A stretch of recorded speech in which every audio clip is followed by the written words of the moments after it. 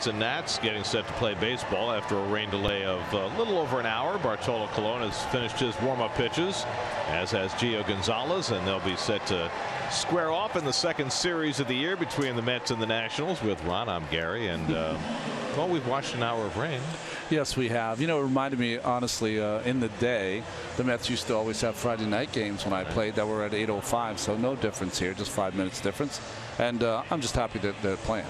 Well, the Nats took 2 out of 3 from the Mets last week at Citi Field. This is what some of the numbers look like. Mets scored just 4 runs in the 3 games against Nationals pitching staff that was very stingy. They got a win from Noah Syndergaard, but then Steven Strasburg and Gio Gonzalez got victories in the final 2 games of the series, and the Mets will see both those guys tonight and tomorrow in the first 2 games of this go-round. And so the Mets offense, which perked up a little bit over the weekend against Milwaukee, still has been a little bit down overall the last 3 weeks, and they're going to have to be better in this series against the Nationals, who have the second best pitching numbers in the league. Especially against left-handed pitching, too. They're going to have to be a little better. What I took from that series at Citi Field was, one, that the Nationals, after getting beat soundly by Syndergaard, he was awesome that night, came back and won 2 games. That shows you their resiliency.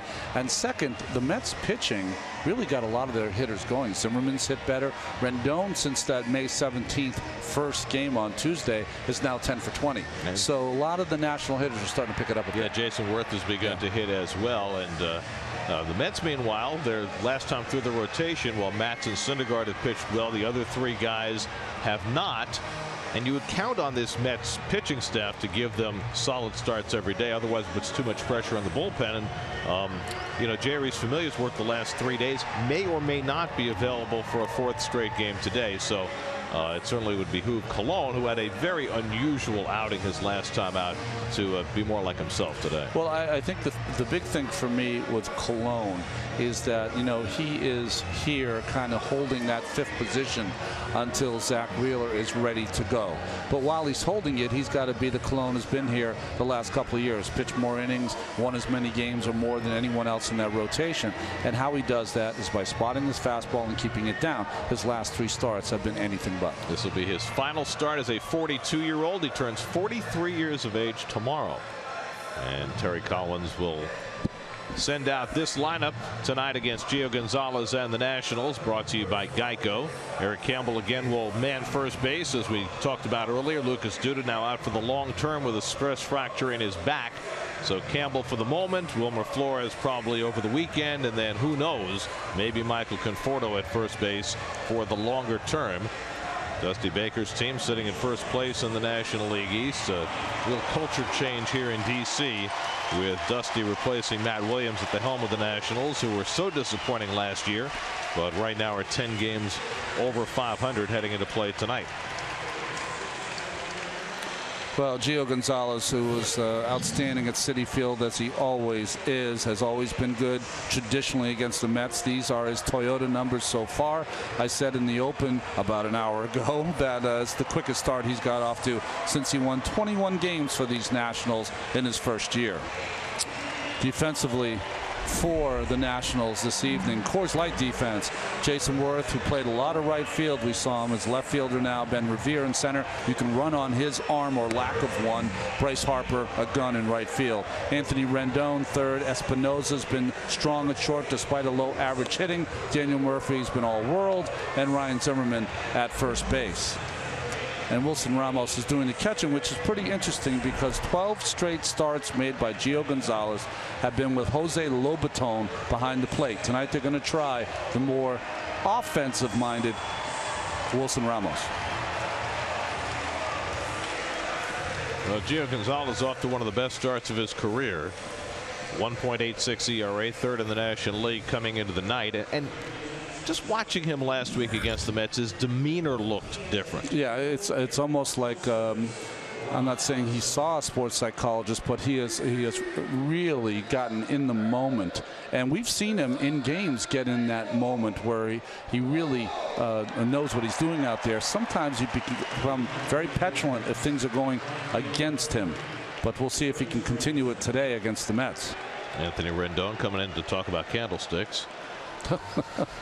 What did I mean, that was a pretty in-depth conversation for moments before the first pitch. The bearded ones. Well, the rain has stopped, ready to play baseball. About an hour and 7-minute rain delay. First pitch to Curtis Granderson is fouled back, and we're underway in D.C. Curtis has had a devil of a time hitting against Gio Gonzalez, just 4 for 33 in his career. And the Mets, as Ronnie mentioned, have really struggled against left-hand pitching this year. Michael Conforto is out of the lineup today, but Granderson remains in against the lefty. Juan Lagares on deck, and then David Wright for the Mets in the opening inning. And Granderson bounces one foul, a ball and 2 strikes. Gary, I'm going to let you cover this one. I'm going to watch this one on TV. I have no idea what's going on in the field. I can't see all the way down there. This is you're used to this. Well, we're 7.5 stories high, even though they call it the 5th floor. Here's our view. It's kind of like watching from the blimp, but very similar to the old days at Shea, sitting in the upper deck. 1-2 from Gio, and that's drilled to right field, but right at Harper, he comes up and he drops the ball, and Granderson is aboard to start the night. Sliding effort by Harper, looked like he had it fully lined up.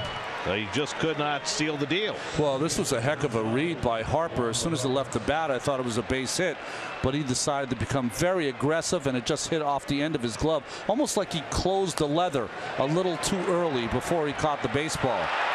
Luckily, it didn't scoot by him on this wet grass, and Granderson held to a single. He will get credit for a leadoff hit, and now Juan Lagares sitting second in the order. Lagares with very good career numbers against Gonzalez, 11 for 29. That's a .379 clip. We were talking earlier about the Mets' long-term solution at first base with Lucas Duda out and how it might involve Michael Conforto. And really, it's less about Conforto playing first base and more about getting Lagares into the lineup on a more regular basis.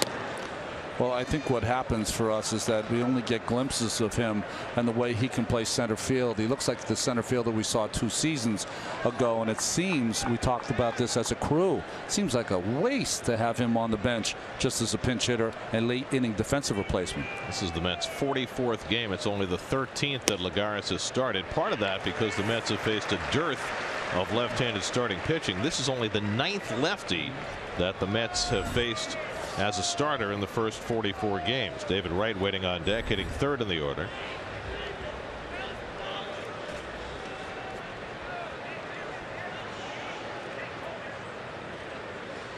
Ramos setting up way inside, and Gonzalez throws it by Lagares, 1-2. Well, lefty starters have dominated the Mets. Now you have to look at who those lefties are. Clayton Kershaw, Madison Bumgarner, Gio Gonzalez last week. Well, there's a dearth of them, but the ones that come your way are good, so you're going to have to get it going. That's facing Gonzalez for the 2nd time in 6 days.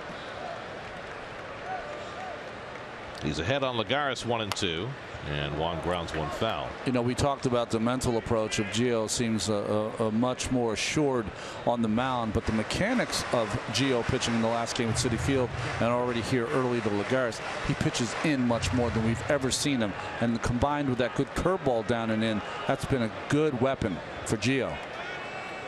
Well, the Nats have a new pitching coach in Mike Maddox, and you have to think he's had significant influence on Gio and in all those regards. Sells one high, and it's 2-2. Well, the motion of Gio Gonzalez, it's sometimes hard to pick up the baseball because you'll see his back stays closed for such a long period of time. You can see that ball kind of hit in his midsection, and you never pick it up until he throws off that stiff front leg and across his body. Little trickler up third, and no play for Rendon. It's an infield hit for Lagares. And the Mets have the first 2 men on. Well, Juan will take it. Breaking ball that he's just trying to foul off, but he keeps it fair. And Rendon with 2 strikes, of course, is playing as far back as he can, so no play. So the Mets with a couple of fortunate hits, one off Harper's glove and now a 40-foot trickler, and the table set for David Wright. David had a hit his last time up yesterday, a bloop single to right. He had a hit his final time up on Saturday as well, the walk-off single against the Brewers. Mets swept 3 over the weekend from Milwaukee. while the Nats went to Miami and won 2 out of 3 after taking 2 out of 3 in New York. So an early opportunity with Wright at the plate and Cespedes on deck. And David fouls back the first pitch fastball. Good swing by David right there, right on that pitch. That's similar to the pitch that he hit off Blazer for that walk-off single. You know things are not normal for David Wright when you look at his numbers against lefties this year and see he's hitting 200. Guy who has torn up lefties throughout his career. Granderson at second, Lagares at first, and nobody out. Just getting started after a rain delay of a little over an hour.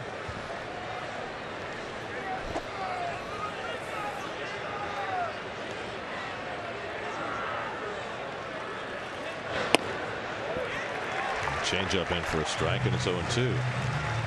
You know, I mentioned before that they last 12 starts by Gio have been to Lobaton. A lot of times you can have a favorite catcher, a guy that you're in simpatico with. You know, he seems to put down the right fingers when you need them. Ramos is their #1 catcher, though, so at some point you're going to have to throw to the #1 guy, and Gio Gonzalez with a test tonight.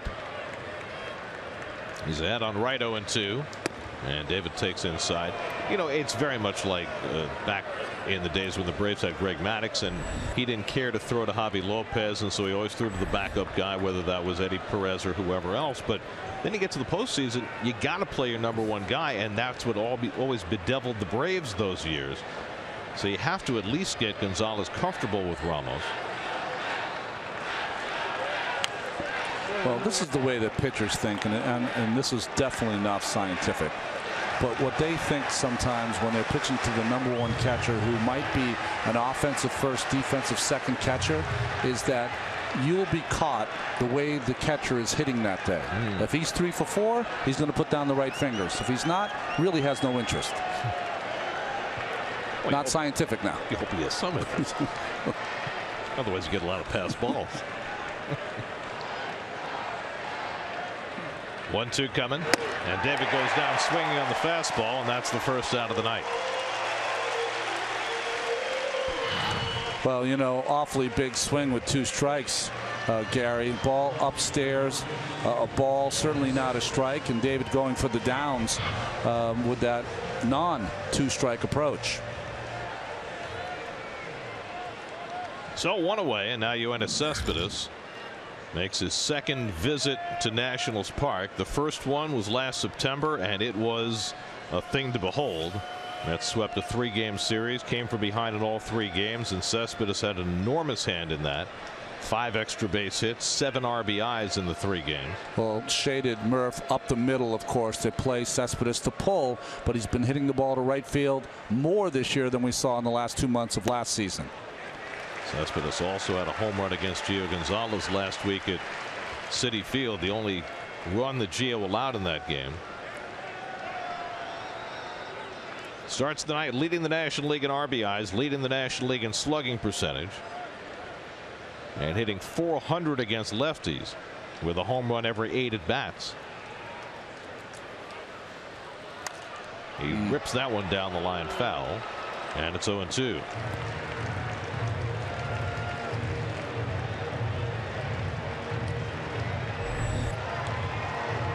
Neil Walker hitting 5th in the order, waiting on deck.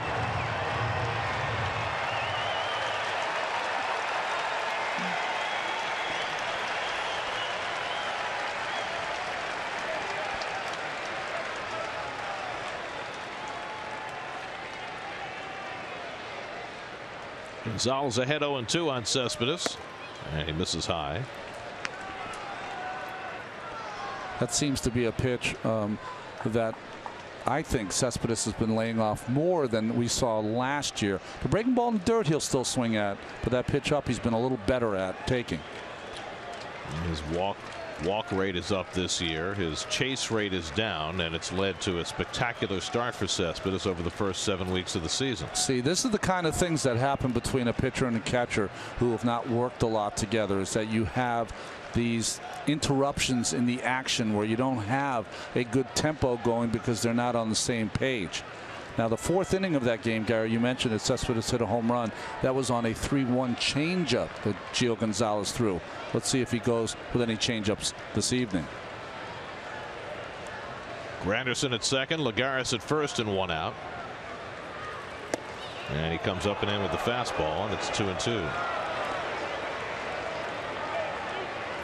Well, the netting here is a little different than some of the other ballparks. Every ballpark had their own discretion to bring out the netting as far as they wanted to.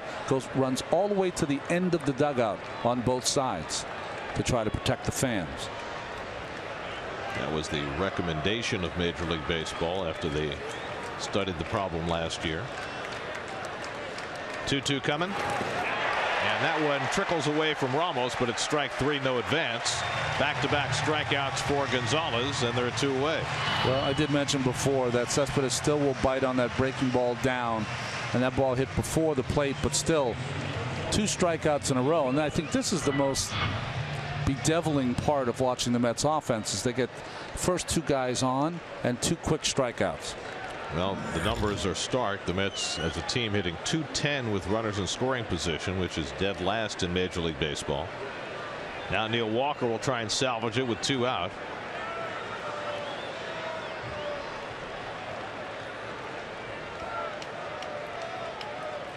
You know, we've talked a lot over the last couple of hours about who's going to play first base for the Mets in the absence of Luca Studa. The other piece is who takes over this 5 spot, and it appears, at least for the moment, that's going to be Walker. Neil got off to a great start with the bat this year. Has cooled down in May. 9 home runs in April, only 1 in May. And he grounds one down to first. Zimmerman's got it, and that gets Gio Gonzalez through trouble in the opening inning. Bartolo Colon takes the mound when we come back.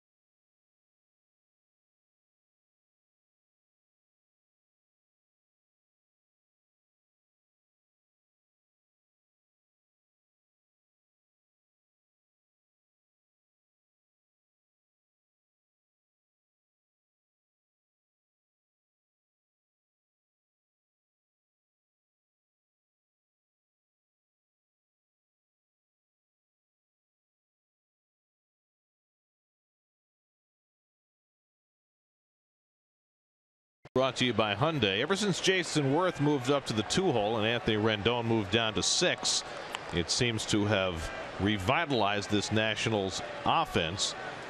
Both Worth and Rendon have been hitting, and so has Ben Revere the last few days. Well, Bartolo Colon got off to a quick start, but the last 3 starts have not been very good for the Mets husky right-hander. Ben Revere takes up and away. Revere, whose season got off to an injured and then ineffective start, all of a sudden has begun to come on. 7 for 14 over the last 3 games. Revere, Worth, and Harper for the Nats against Colon, who was uncharacteristically wild his last time out. Walked 5 batters for the first time in a game in 11 years. You know you've had a long career if you haven't done something for 11 years. Revere flies one out to left field. And Cespedes is there. 1 away. Well, defensively behind Bartolo Colon this evening after that catch by Cespedes for the first out. Your Lexus defense. Cespedes, Lagares in the game against the left-hander, and Granderson around the infield. Right, Cabrera, Walker, Eric Campbell, who seems to play every day now with the injuries, and Kevin Plawecki behind the plate. We missed it earlier with Lucas Duda going on the disabled list. The Mets added Ty Kelly, who is a switch hitting utility man. He's here and available, wearing number 55. Jason Worth takes a strike. You know, I didn't mention in the open, we mentioned everyone else had a chance to play first. Remember, in spring training, Plawecki took some balls over there, but that's when d'Arnaud was the featured catcher. We are told that d'Arnaud has begun throwing again. He will be going from California back to Port St. Lucie soon, but his return is still very much uncertain. Jason Worth hitting .321 over the last 8 games after a very difficult start, and he takes a fastball just off the plate from Colon, 1-2. Well, Colon's got a little zip on that fastball tonight. You can see it. When he's down, he's got some life to it. When he's up, it flattens out. Line toward the middle, and Worth's got a base hit. Well, a 1-2 slider that time from Colon. Not an awful pitch. Better hitting by Worth. Remember, with 2 strikes, if you have a 2-strike approach, this pitch is hittable because you're just trying to hit it up the middle. Colon is as good a fielder as there is at his position, in a perfect position, but can't believe it went through the 5-hole. So 1 out and 1 on. Now Bryce Harper will dig in.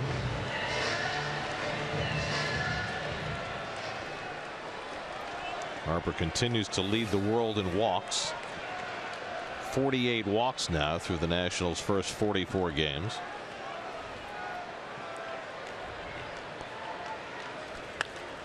And he flies one down the left field line. Cespedes over into foul ground to make the catch. Little more room between the line and the sidewall here than at Citi Field, but not much. And Cespedes had just enough room to reel that in for the second out. You know, Gary, I don't know if it's the moisture in the air, but that ball had no spin on it, and usually that ball from a left-handed hitter down the line will curve foul into the stands. But I think you're right. With a little extra room and maybe the moisture in the air, that ball stayed in play. So 1 pitch out for Colon as he gets Harper on the foul fly. Now Daniel Murphy, who continues to lead the National League in batting at .387. Worth at first and 2 out.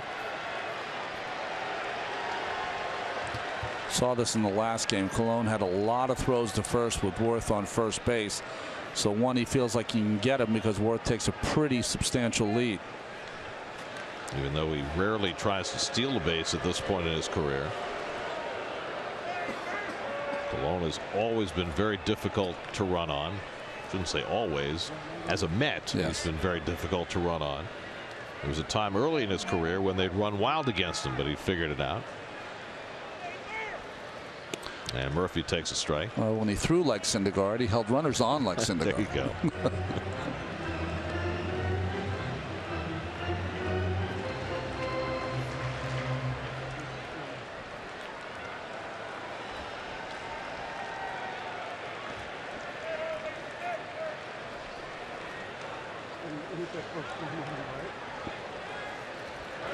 And Murphy hits one past the glove of Colon, and that sneaks through for a base hit. Worth will try to go first to third, and he'll make it without a throw.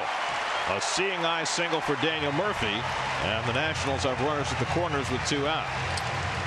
Well, when the Nationals were facing the Mets in Citi Field, as you see the defense for the Mets, they're trying to cover every known territory for Daniel Murphy, and he still sneaks it in. We had a stat that Daniel Murphy of balls on the ground, his average was well over 500. Continues that here. I mean, you assume that that number comes down at some point, but maybe it's just one of those magical years. It can happen when it doesn't. So here's Ryan Zimmerman, who hit a monstrous home run in Miami the other night, but still hitting just .228 for the year and just .158 with runners in scoring position. So each team with a first inning threat. Mets got the first 2 men on against Gio Gonzalez, but he was able to get through it unscathed. And now a 2-out threat against Colon. Worth at third and Murphy at first. Well, the Mets could use an out here. They've been behind after the first inning the last 3 days. Early in the season, it was just the opposite. The Mets were getting first inning leads every day. A 2-run home run given up by Harvey. 2-run home run given up by Matz. And yesterday, Syndergaard with a run in the first. Zimmerman just 1 for 7 in his career against Cologne. And he lines one into right field for a base hit, and the Nats will get the first run of the night. Worth is in. 3 singles in the opening inning against Cologne. Zimmerman drives in the run, and it's 1-0 Washington.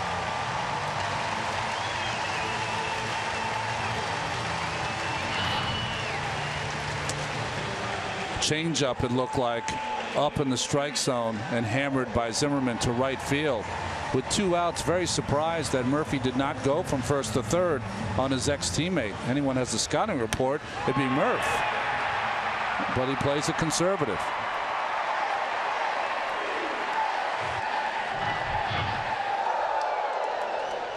So a run is in on the Zimmerman RBI hit, and now the suddenly hot Anthony Rendon.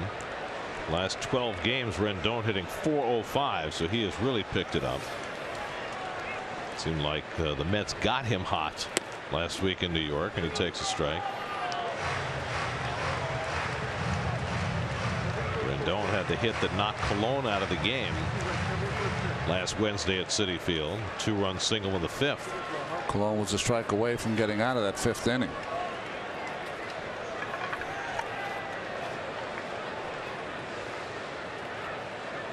Murphy at second, Zimmerman at first, and 2 out. Cologne off the plate, a ball and a strike.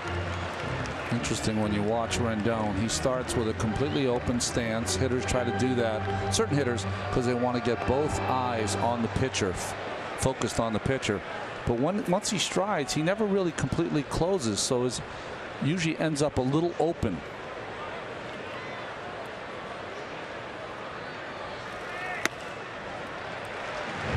First guy I can remember in the modern era who did that was Andres Galarraga. Yeah. Right, he'd face the pitcher and then step all the way in, and he had such success with it. It bred a lot of imitators. Well, he starts the grip with a changeup grip, and what he'll do once he brings it in his glove, then he'll change it to what he wants to throw. And that just missed. Cologne thought he was going to get that call from Bill Welke, but now it's 3-1. That's a strike. Bill Welke missed that pitch, and that's why Bartolo's scratching at the mound. See Wilson Ramos on deck. The reason why you hold it in the changeup and you go in your glove, that means your glove will always be fanned. This is a strike. Knees, corner. Two-seamer seemed to come back over the plate, but Welke didn't give him the call, so Cologne behind 3-1 on Rendon. And that's fouled away. Almost like, I don't know if Plawecki will do this because he's such a young catcher, is that you have to remind the umpire, stay with his pitches. They move a lot at the end.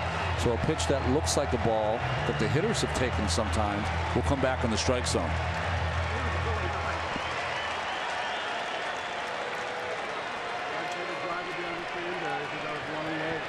Murphy and Zimmerman get set to run. 3-2 and 2 out.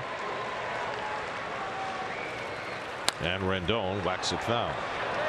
And Cologne's throwing hard tonight. He's been 89-92 with his fastball in this first inning. That pitch right there down the middle, but he beat Rendon, put a little extra mustard on it. This ball splits the plate.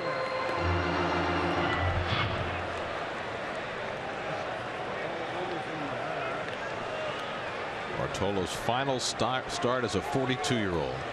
Turns 43 tomorrow. Seems almost incomprehensible. In the air to left, and Cespedes has it lined up. And that retires the side, but the Nats cash a first inning run. A 2-out RBI hit for Ryan Zimmerman. 1-0 Nats after 1.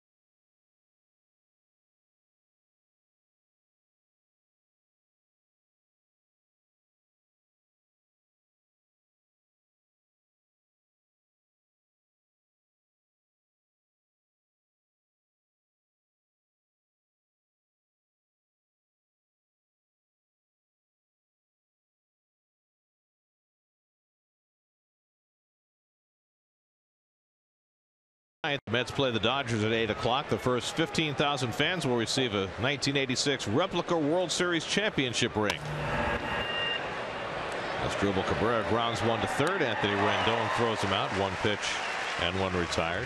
Did I tell you about the World Championship replica ring? Why don't you finish up on that? It's presented by H.L. Grossen Brothers Jewelers, and after the game, kids 12 and under can run the bases in the Mr. Met Dash, courtesy of Northwell Health. For tickets, visit Mets.com/1986. Here's Eric Campbell. Everyday Eric. His 11th start in the last 15 games. So here's the plan, right? Campbell plays first base for now, with Ty Kelly available as a backup. Michael Conforto starts to take ground balls at first base. When it stops raining. Alejandro De Aza continues to take ground balls at first base. Hasn't played there in 13 years. Wilmer Flores is eligible to come off the disabled list Friday, and he can play first base. He's only had rehab at-bats in the extended spring. Neil Walker could play first base, but he's a free agent at the end of the year. And he wants to go as a second baseman as a free agent. David Wright said, I will do it if you want me to, but I think that's for another year. And I think that's mostly because there's so much work involved in learning the position, and David can only do so much pregame activity that probably would work at cross purposes. I mean, and David's barely getting on the field now with all the work he has to do. Imagine having to learn a new position. I mean, people think you can just dump a guy at first base. There's, they handle the ball more than after the catcher and pitcher than anyone.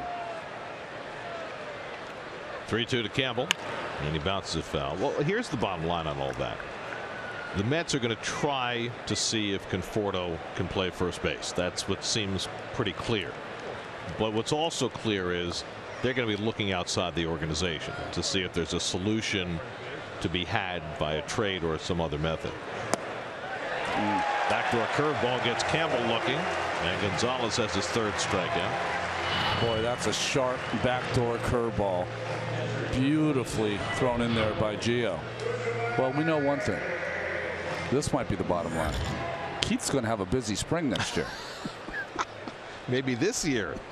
I mean, you got a lot of guys who may be lining up to take ground balls at first base on a nightly basis. So, get to the ballpark early and take your turn. With Lucas Duda is placed on the disabled list with a stress fracture in his back. It's very similar, we're told, to the injury David Wright had a few years ago.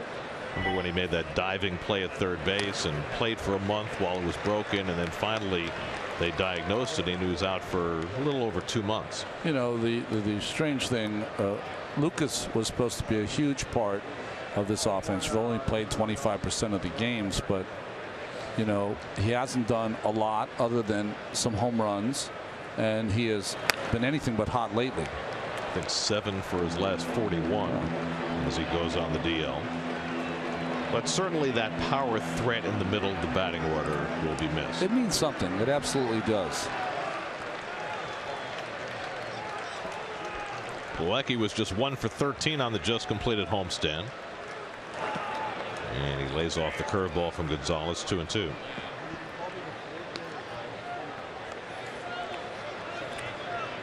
In some ways, Gary, it might be a strange blessing.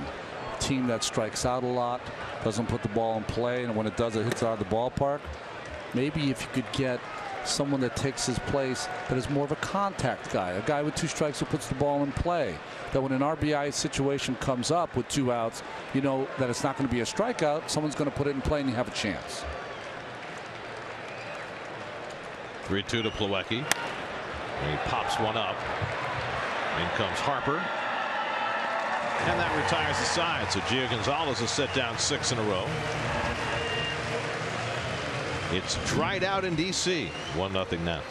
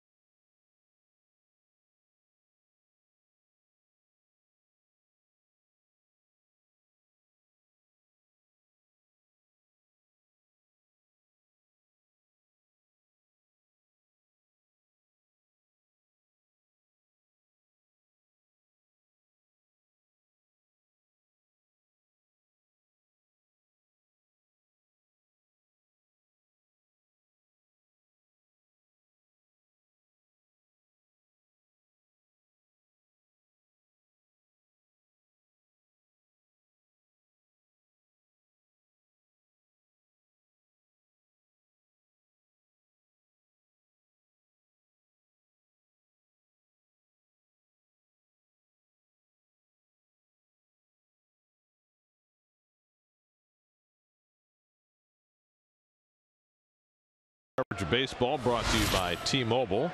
Well, this will be Bartolo Colon's last start as a 42-year-old. Only 4 pitchers have won more games between 40 and 42 than Bartolo, beginning with the greatest lefty of all time, Warren Spahn. Like Warren snuck in there with the color picture. Very nice. Wilson Ramos flies one out to right. Granderson goes back and he makes the catch going away. Granderson approached that with a little trepidation, but he got back there. You know, that was a good catch by Granderson because he misread it from the start and the ball carried a little bit on him, but he didn't panic. That's what happens to good outfielders. They don't panic and start to scurry after the ball. He just kept chugging along and finally caught up to it. 1 pitch and 1 out for Colon in the second. Now Danny Espinosa. Espinosa hitting at .206 on the year. He's played a pretty good shortstop, but you have to wonder at what point this year do the Nationals reach down and bring up Trey Turner for good to be their shortstop. 38 Ks also, Gary. Second on the team. You know, Espinosa's got some pop. Defensively, he's real sharp. And I think that for all this time, a lot of times we felt that Espinosa was going to hit better, playing him to pull in the infield. And he thinks about trying to lay down a bunt. Did that against the Mets at Citi Field for a base hit. He had 2 hits on that night's game. When you look at him, he should be a better offensive player, but he's not being able to make enough contact.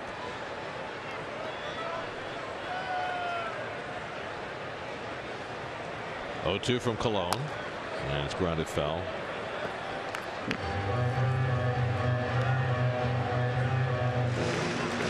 Your Verizon trivia question for tonight: who are the only 4 active players to reach 500 hits before their 23rd birthday? Well, one of them's here, I'm sure, but that's an early trivia question. It must be because the game started at 8:10. Probably so. Well, I got 3 in mind immediately. Here and in Anaheim and in Baltimore. Active players, right? Yeah. I don't know who the 4th one would be.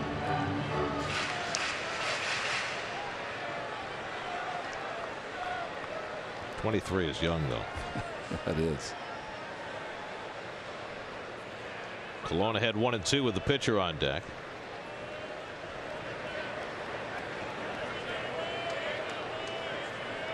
Did we update Espinosa's picture? I don't know. Popped up, shallow left. Cespedes coming on, and that's the second out. I mean, we had the big bushy beard picture of Espinosa on our graphics when we were in New York. We just updated the polos this year, Gary. Sometimes it takes some time. You know, you were talking before about the changes Gio Gonzalez has made, influenced by Mike Maddox. I think his hairstyle's influenced by Jacob deGrom. Yes, it is. We saw a picture pitching for the Indians today. Mike Clevenger had also had deGrom-like locks. Now, does he get to trademark that in some fashion? I mean, they have the Here We Go T-shirts they gave out last year. Yeah, but Clevenger's got to start getting people out. That's how you start to trademark stuff. No, I meant deGrom. Oh. Right on the charge and throws out Gio Gonzalez, and so Bartolo Colon bounces back with a 1-2-3 second inning. After 2 in D.C., 1-0 Nats.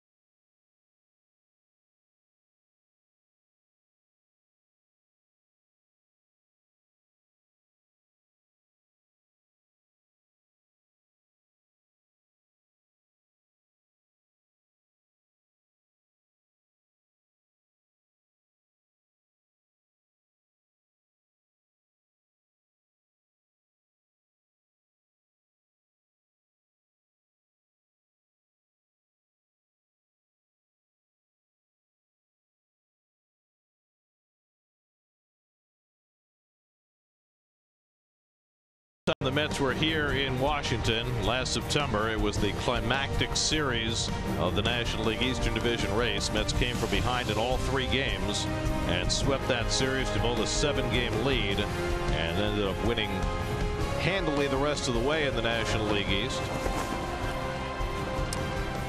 That's how the entire season series went last year. A very low-scoring season series as the Mets won 11 of 19 after having been shellacked the year before by the Nationals. Bartolo Colon leads off and takes a strike from Gio Gonzalez. Well, I remember that fist bump, that fist thrusted by Wright after he scored the run, you know, coming back to be with his ball club during the stretch. And then your call. The team doesn't know how to lose.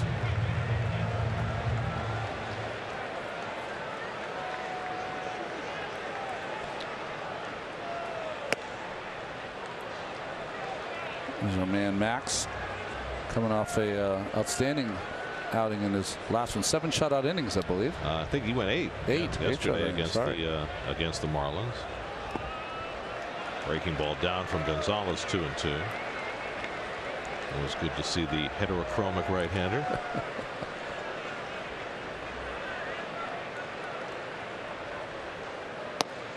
Strike 3 called, and Colon is out.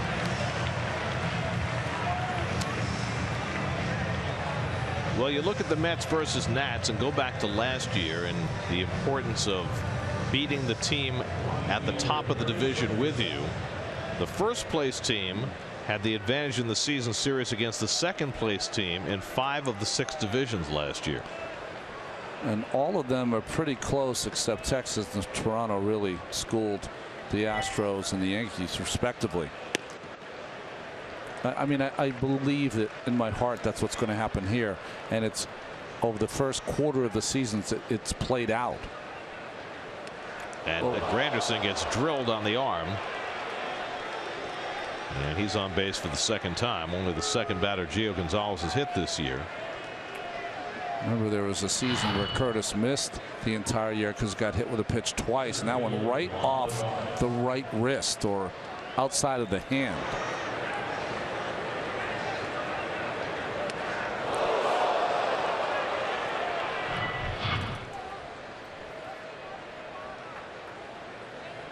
Well, he appears to be okay. So the Mets have a runner aboard with 1 out for Lagares, who had an infield hit his first time up.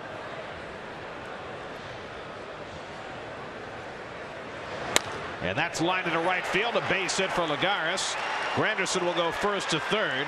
Lagares holds on at first, and the Mets have runners at the corners with 1 out. And Juan Lagares is 2 for 2. Granderson not buying the Daniel Murphy deke.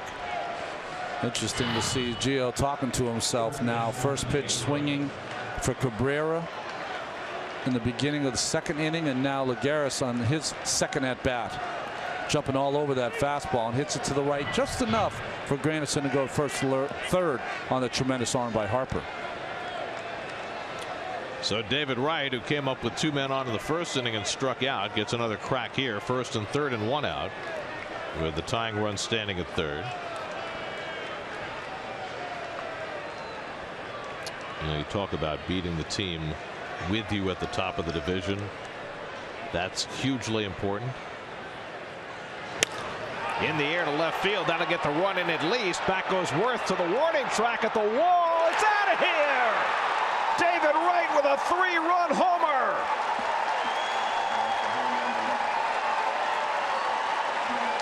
Fifth home run of the year for the captain, and the Mets take a 3-1 lead in the 3rd.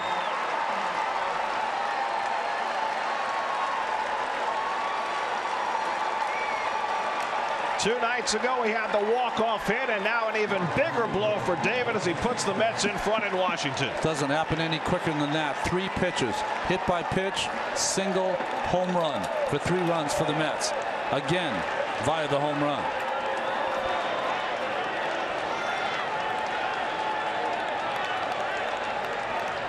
The smiles have been few and far between this year for David Wright, but they're starting to come more frequently. What a big home run for David. Again, like Lagares, just jumping on the first pitch. Looks like a changeup. First pitch to Wright. Sped up his bat and just hit it barely over the fence, but just enough. Cespedes pops one down the right field line. That'll go foul. Is Worth going back and at some point runs out of room. Right above the flower bed. It's hard to question the pitcher's decision on a pitch, but remember, Wright's first at bat. Grounded toward the middle. Espinosa can't get it, and Cespedes has a base hit. So 4 straight Mets have reached base now.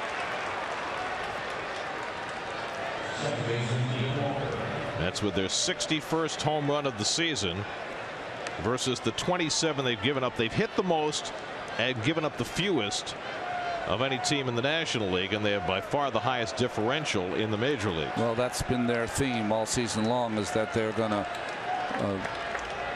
hit you into submission with these home runs. But I was talking about Gonzalez struck out right his first at bat with a high fastball, threw it right by him, and then counters with the first pitch changeup. Not a great choice. Now Walker tries to keep the line moving, and he hits one toward the hole. Base hit. Another first pitch fastball base hit. 5 straight Mets have reached base. The last 4 via the base hit on a total of 6 pitches. Well, here comes Maddox to talk to Gio Gonzalez. It'll be interesting to see now the maturity of Gio. Can he get out of this inning? Has to be a game plan by the Mets, because we've seen this from the first inning. They're trying to be aggressive against Gio. I think to stay away from that curveball if they can. Well, Gonzalez has been so good so far this year, and for the most part has avoided this kind of inning where things seem to snowball on him, but we've seen this happen to him in the past. Well, like I said, it'll be interesting to see if he can work his way out of this with this what I've called a newfound maturity. Randerson was hit by a pitch. Lagares followed on the next pitch with a base hit. Wright on the next pitch with a 3-run homer. Cespedes at a 1-1 pitch up the middle, and Walker on the next pitch with a base hit through the hole. And now it says Dribble Cabrera with 2 men on. Cabrera grounded out to third his first time up. Again, stopping the action, changing the tempo for Gonzalez with a man on second base.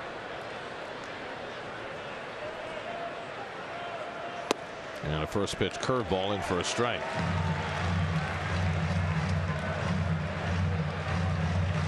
Gonzalez threw 8 pitches to a span of 5 batters, and they all reached base.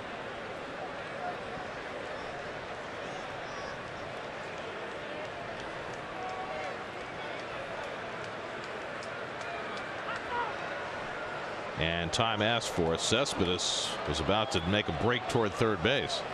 It's Cabrera who called timeout. Bill Welke, when he jumped out of there, Cespedes leaning towards second and ready to go, and heard the time. He thought he had Gio timed. Now Murphy edges a little closer to the bag to keep an eye on him. Hit the other way. Murphy can't get it. Base hit. Here comes Cespedes. He'll score. Walker goes to third. Cabrera keeps the line moving with an RBI single. And it's 4-1 New York. 5 consecutive hits for the Mets. When's the last time we saw that? This Mets team that's been so reliant on the home run, putting together a string of base hits. Well, Murphy was trying to hold Cespedes close to second base, so he's only about 10-12 feet off second, and that ball hit right in the second base position, which could have been a double play. Instead, turns into a base scoring single. And Walker, he's got to hustle, because once that ball gets through, he knows it's between the outfielders. He can take third easily.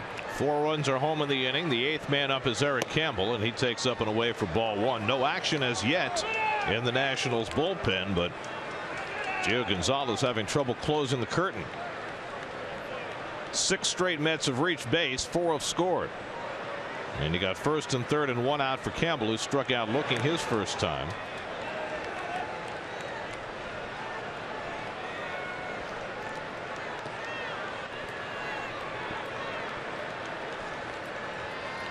Only once this year has Gonzalez given up more than 2 earned runs in a game, and he's given up 4 so far in this inning. That's drilled to center field. That'll get a run in. Revere gets over to grab it. Tagging at third is Walker. He'll come in to score the 5th run of the inning. Sacrifice fly for Eric Campbell makes it 5-1 New York.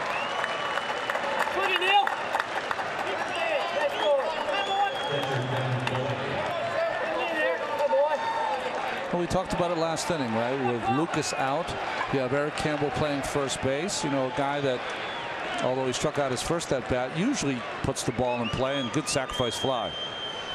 So now Kevin Plawecki will be the 9th man up in the inning. The inning began with Colon striking out, but then 6 straight Mets reached the sac fly by Campbell, and now Plawecki with Cabrera at first and 2 out. Colon's always been known as a rally starter, Gary.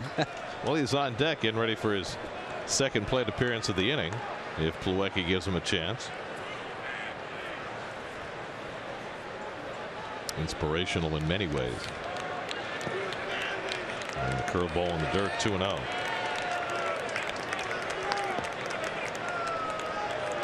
What a strange inning this has been. 9th man at the plate, but only 19 pitches thrown in the inning by Gio Gonzalez. The Mets haven't let him get deep in the count in this inning, in the 2nd time through the lineup. See again with the step off, all of these things that you didn't see in his first start at Citi Field with Lobaton behind the plate. 2-0 changeup, and he gets Plawecki lunging, 2-1. Certainly not blaming it on Ramos. It's just that sometimes different courses for horses, you know. So what do you do if you're Dusty Baker? Do you look at this and say they need to work more together, or do you go back to what was working? Well, I think that you know, as someone who has such an mercurial personality as Gio, you might make an exception for his starts with Lobaton.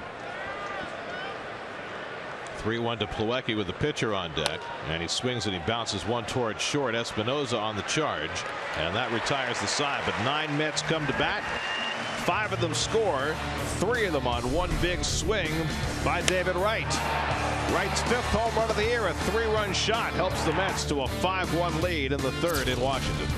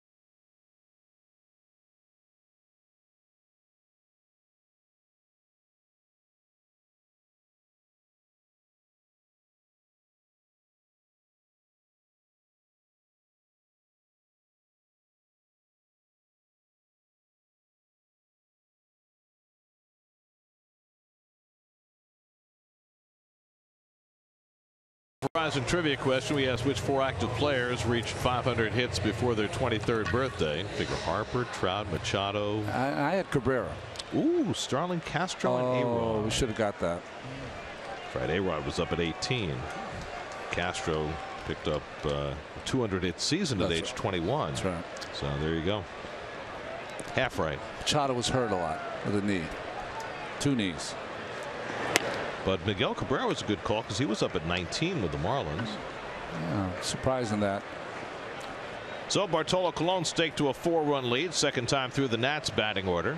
And Ben Revere takes a knee-high strike, and it's 1-1. Revere fly to left his first time up. Worth and Harper to follow as the Nats try and respond. Corners in against Revere, is always a threat to lay one down. And he hits one on the ground right at Walker. Goes down to a knee. I like the way Neil does that, especially on the ones where he's got a little time.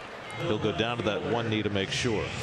Well, you know, there's no style in Neil Walker, and what I mean by that, his no style to me is great style. Plays like the old timers and get down on the one knee. You can almost envision Bill Mazeroski getting down on one knee to make that play. Well, you know, Maz was his mentor at second base when they converted him from catching in the Pirates organization. Here's Jason Worth, who singled up the middle and scored in the first, and taking all the way. It's not a great strategy against Colon, taking all the way on the first pitch. I mean, what's the likelihood he's going to throw ball one? Well, maybe they were looking at his last start. It's probably not the one to look at. That's right. The one to throw in the garbage. You know, we always talk about shutdown innings, but this is not only real important for the Mets, but it's also really important for Colon. You know, they've given him a lead. How does he pitch with it, with all that expertise? And he threw it by Worth 92 miles an hour to strike him out, and Worth goes away grumbling. Well, two fastballs in the outside corner, and this one, no movement on it, just really threw the four-seamer, threw it as hard as he could. What was Worth asking Bill Welke about after that at bat? I think he was asking about the second pitch, not the first pitch, but he thought the second pitch was up and away. First strikeout for Colon. That'll get Harper to the plate with the bases empty. Harper on the first pitch he saw from Colon hit a foul fly that Cespedes caught his first time up.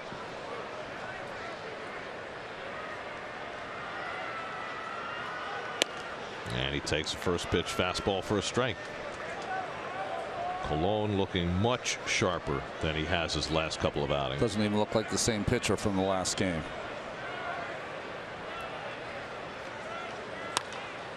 Popped up, shallow center. Back goes Cabrera, and he reels it in. And that retires the side. 7 in a row retired by Colon. There's your shutdown inning.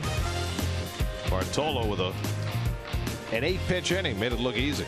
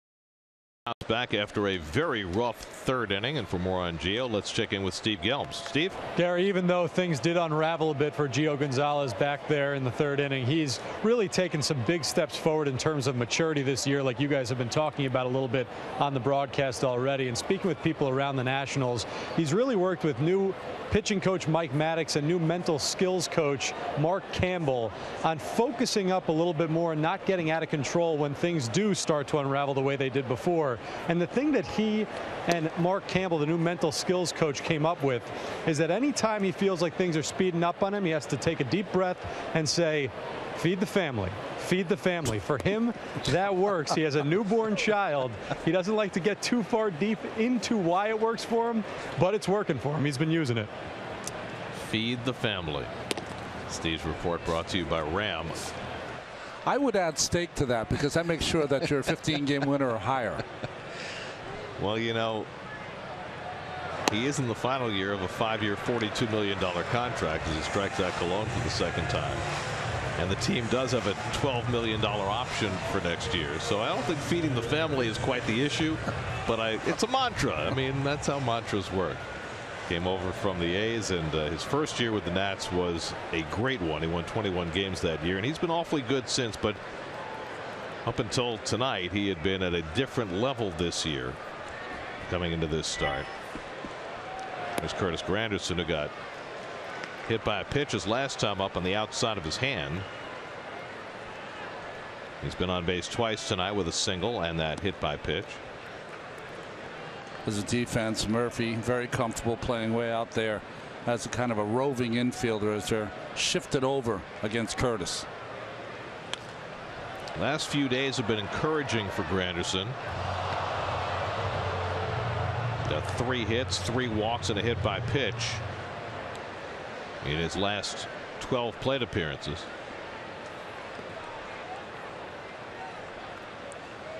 You know, it was interesting to watch Gio through that inning where he gave up all the hits, the third, and he's almost pitching too quickly now. He's trying to make up for pitching slowly in the third.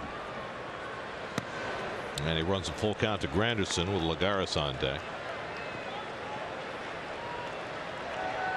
Gio's now 30 years old.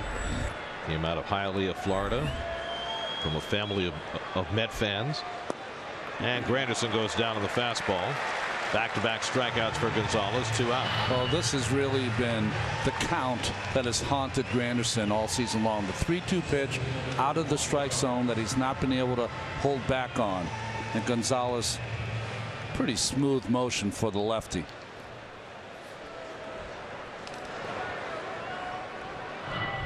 So 2 out and nobody on. Now Lagares is already 2 for 2. And Juan takes a curveball for a strike. You know, Steve mentioned Mark Campbell's name as an aside. Signed over here really at kind of like a free agent sports psychologist from Pittsburgh, where he did some amazing work with that championship team. Revere picks off that broken bat liner, and Gonzalez has a 1-2-3 inning, still 5-1 New York.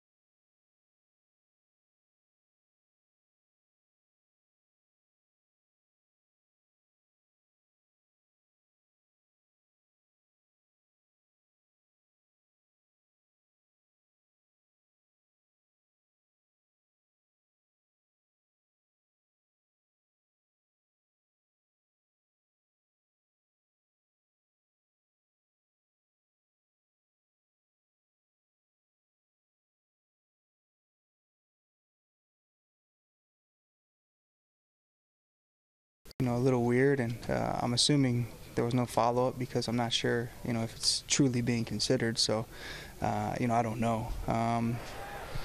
Or I could just talk to Keith for a couple minutes and learn it that way. So, I think that, if they are considering it, I'm sure at some point they'll come to me and have me take some ground balls over there, but I haven't been made aware of that yet. Well, he's certainly a long-term candidate to play some first base down the road for the Mets, but I don't think that's happening anytime soon. It's just a true testament to what I always say. It doesn't matter if Keith's here or not here. He's always part of the broadcast. Yes, he is. Well, David was having some fun because, Keith has worked in the past with Daniel Murphy at first base. He worked with Wilmer Flores this spring at first base. Lucas Duda, right? So, whoever ends up being the guy, and certainly looks like Michael Conforto is going to get a little intense tutelage at first base. I would imagine that somebody will reach out to Keith to be a part of that. Keith, you listening? Go get the shorts.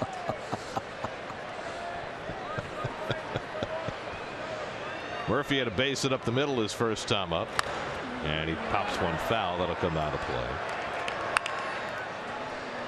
Fourth inning brought to you by the 2017 Audi A4 and your Tri-State Audi dealers.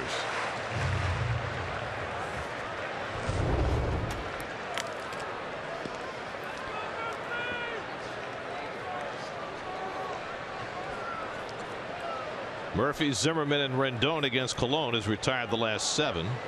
Through just 8 pitches in the second, just 8 more in the third. Grounded toward the hole, and Murphy's got another ground ball base hit. It's at about 600 now on ground balls running. It's crazy, isn't it? Well, the one thing you can say, the defense is straight up by Walker, Cabrera to Paul.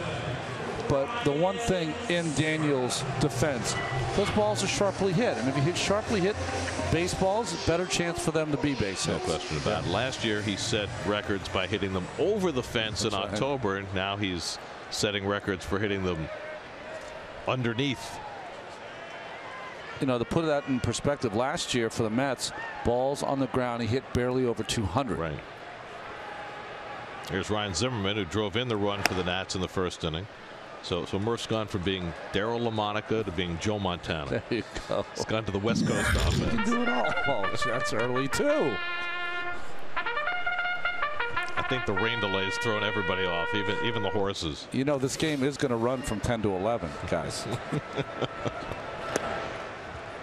Ball and a strike to Zimmerman. Unless Colon keeps pitching the way he's pitching. 20 pitches in the first inning and then 2 8s in the second and third. Well, he's already thrown 8 in this inning, so it's going to require a few more. Rendon waits on deck. Murphy at first and nobody out. And Zimmerman flies one out to center. And Lagares is there. 1 out.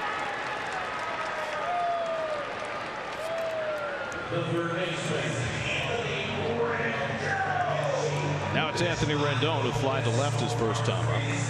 It's a typical Colon game, right? 1, 2, 3, 4, 5, 6 fly ball, 7 if you include the pop up to Cabrera to end the third inning. So a lot of those outs in the air. This is a pretty big ballpark also. Yeah, this is a nice ballpark for a fly ball pitcher.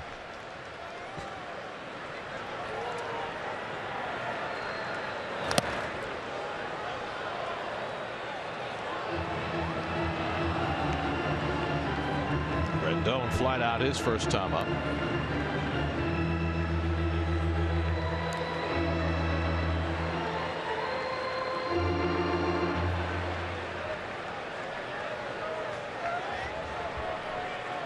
Think the Mets will have a cake for Bartolo tomorrow? I mean, normally birthdays are not heavily celebrated in baseball clubhouses because birthdays move you closer to baseball mortality. But I would think that 43 is a pretty special one. Well, exactly, just for the candles alone. Fire code. Right. Rendon flies it out to right, and Granderson eases back. 2 out. Gary, I will say that birthdays aren't really celebrated, not talked about, but there always is a birthday cake. There's always a fan or someone that knows it's your birthday. There's always a big birthday cake in the clubhouse whenever it's a player's birthday. And the same thing is done every single time. None of the players eat it. They always get some unsuspecting person and they go, boy, there's something sour about this cake. And they get someone to smell it and push their head into the cake. I mean, that has happened since the beginning of time. Well, there's that. And then, you know, you and I were discussing ball 4 the other day. Well, I'm giving you a little ball 4 stuff, but the cleaner version. The ball 4 stuff we can't talk about on the air, but read the book. Doug Rader, I believe, was the perpetrator. It's a thick book now. It's okay. You might not be in the Cliff Notes. You have to go and read the whole thing. Oh, well. An entire book. It's worth the effort. It's funny. It's amusing. It'll give you a little insight. Oh, it's hilarious. What ball players think about. A lot of free time. Wilson Ramos flied out his first time up. And Colon falls behind him 2-0. Rare time that Bartolo's been behind tonight. He spent an eternity behind in the count in his last start against the Nats.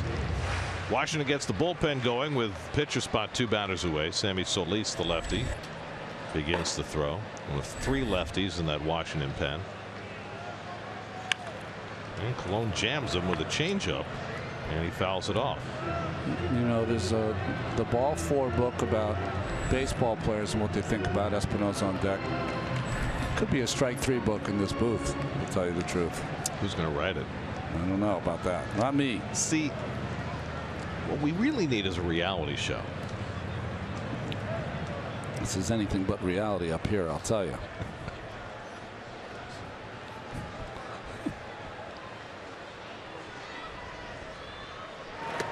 Good stop by Plawecki on the slider.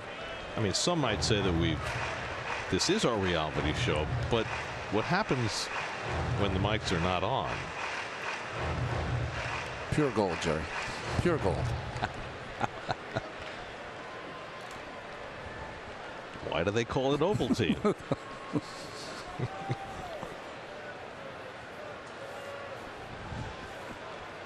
Colon behind 3-1, and Ramos fouls it off. Full count.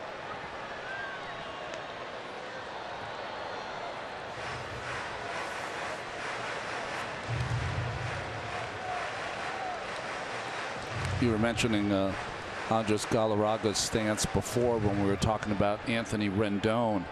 And Wilson Ramos is from Venezuela, had to grow up and idolize Galarraga, because when I see him, and I pitch against Andres many, many times, I see the big cat in the box. Murphy gets set to run. Campbell still holds him on, and it's outside ball 4. First walk given up by Colon, and the Nats have 2 men on.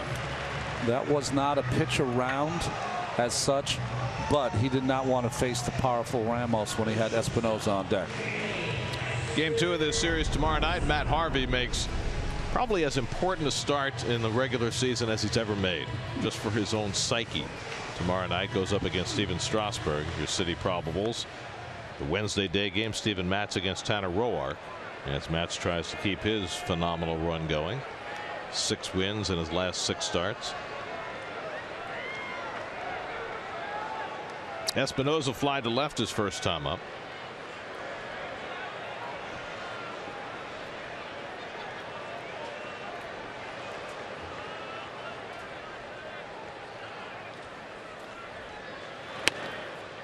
And that caught the inside corner. 0-1. Espinosa almost tried to lean into that and take that off that guard that's on his tricep. Watch this.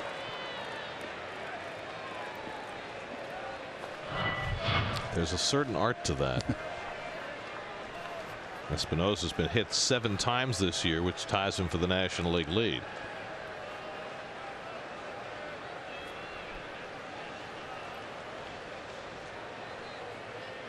Guys get hit for different reasons. Some guys get hit because they stand right on top of the plate. Some guys get hit because they lean into the ball.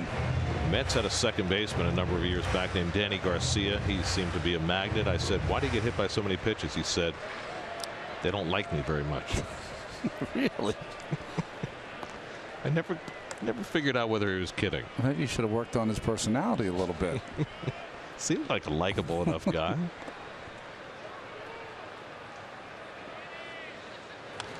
I mean, he went to Pepperdine, so you know he had a smile on his face all the time. That's right. Clint Robinson is out on deck. He'll pinch hit for the Nats if Espinosa keeps the inning going.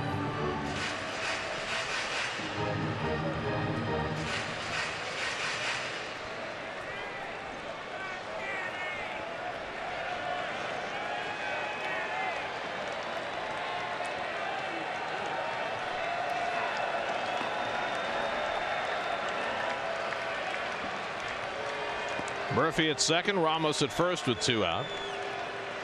1-2 to Espinosa. And he pops one up. In comes Cespedes. Side retired. Colon works around mild trouble in the 4th. Has a 5-1 lead going to the 5th.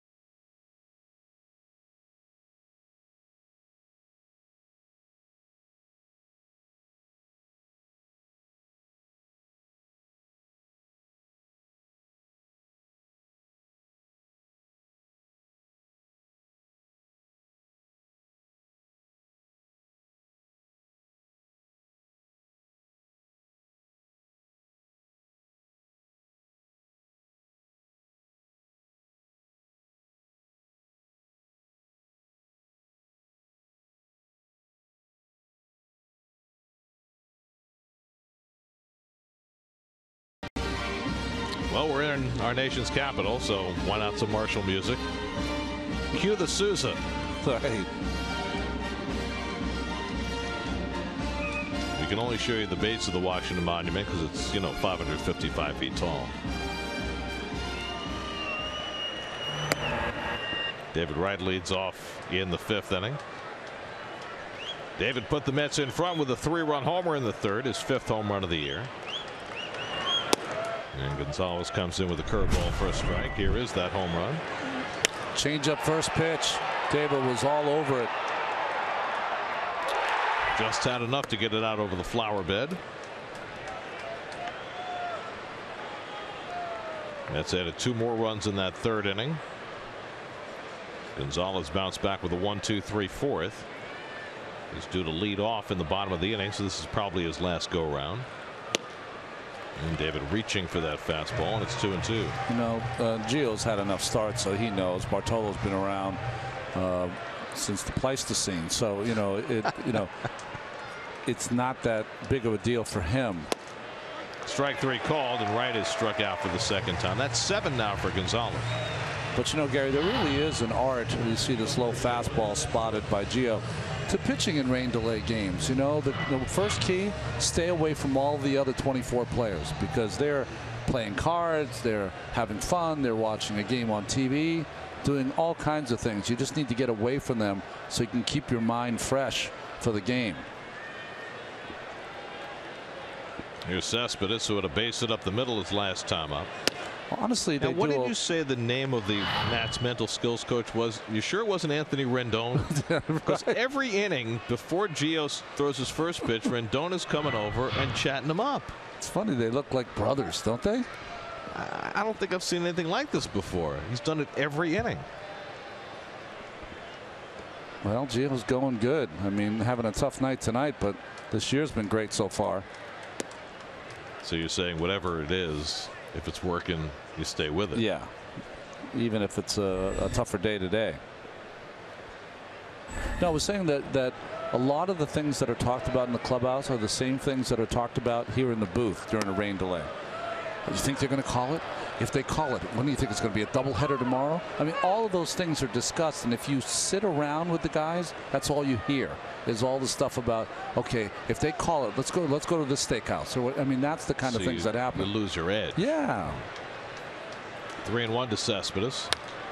In the air, center field, well hit. Revere going back to the warning track at the wall. It's out of here. Yoenis Cespedes, number 15.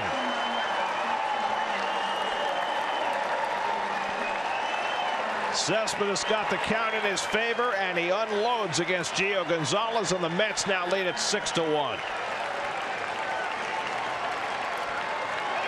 Well, he owned this ballpark for 3 days last September. He's renewing the lease.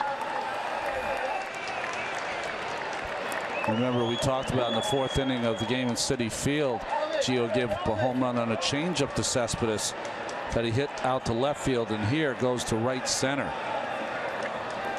Cespedes against Gonzalez now 6 for 10 with 2 home runs. Fastball away and down.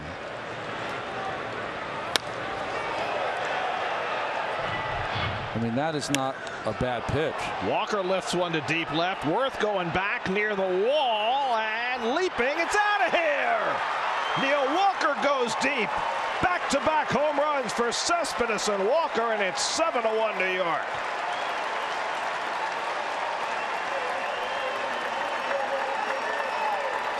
Walker's 11th home run, his 4th as a right-hand batter, more than he hit in the last 5 years combined.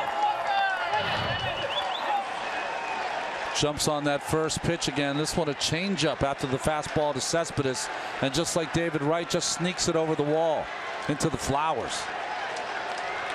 Isn't it funny how the National League works? You are very content on having a pinch hitter hit for your pitcher because you don't want him in the game, but because you don't get to that pinch hitter, you have no problem putting him back out for the 5th inning where he's given up a couple of solo home runs. Well, this is the right-handed swing we saw from Walker in his first 10-15 at bats as a right-hander this year. Well, the Mets resorting to their home run hitting ways. They've gone deep 3 times. That's the 7th time this year already the Mets have hit back-to-back home runs. It's not even the end of May.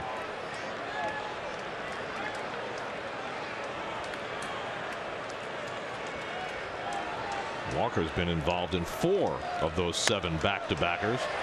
Cabrera hits a sinking liner into right, and that's a base hit. So Cabrera has his 2nd hit of the night. Well, that was quite a graphic we put up. So 0 multi-home run games by Gonzalez in his last 44 starts. Is that what you guys put up? He had not allowed more than 1 home run in any of his last 44 regular season starts. It was the longest streak of its kind for active pitchers, and now he's given up 3 tonight. That's a great graphic, guys. Wow. Well, he's taken a pasting tonight. 7 runs and 10 hits. By far his worst outing of the year. And it's interesting to note, you know, the Mets are facing Gio tonight. They're facing Strasburg tomorrow, both of whom beat them last week. It's been a long time since a pitcher beat the Mets in back-to-back starts. You got to go back to Doug Fister, who did it for the Nationals in 2012.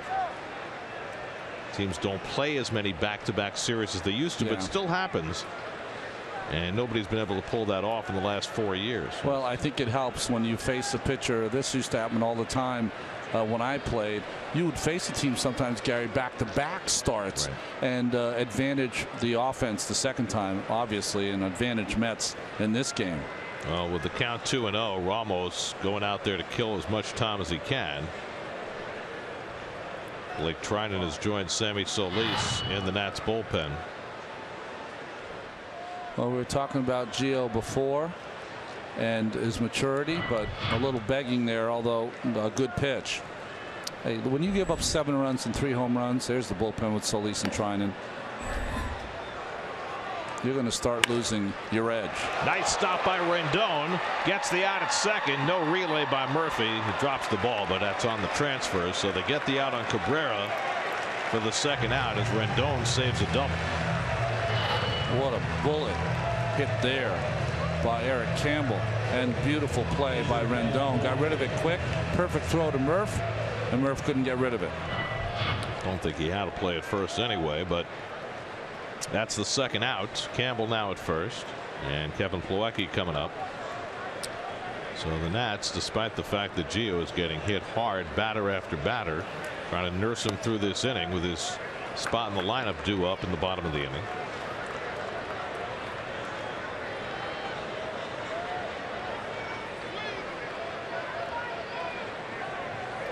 Three starts back, Gio had a start at Wrigley Field where he gave up 5 runs over 5 2/3. Every other start this year, he had allowed 2 earned runs or less. Well, that start was a series that the Nationals lost 4, I believe, in Wrigley Field to the Cubs. Mets know all about that. Grounded down to third. Another play for Rendon.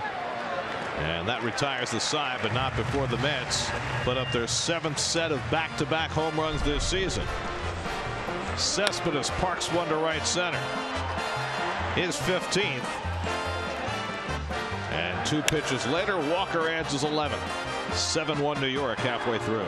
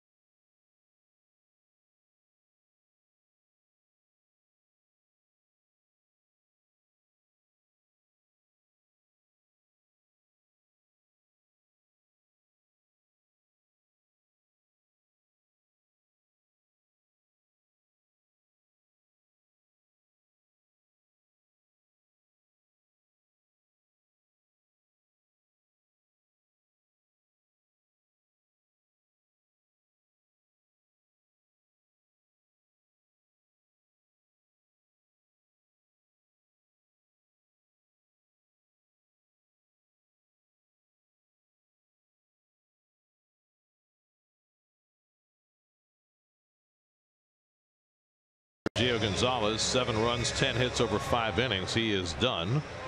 Chris Heisey will bat for him, leading off in the bottom of the 5th.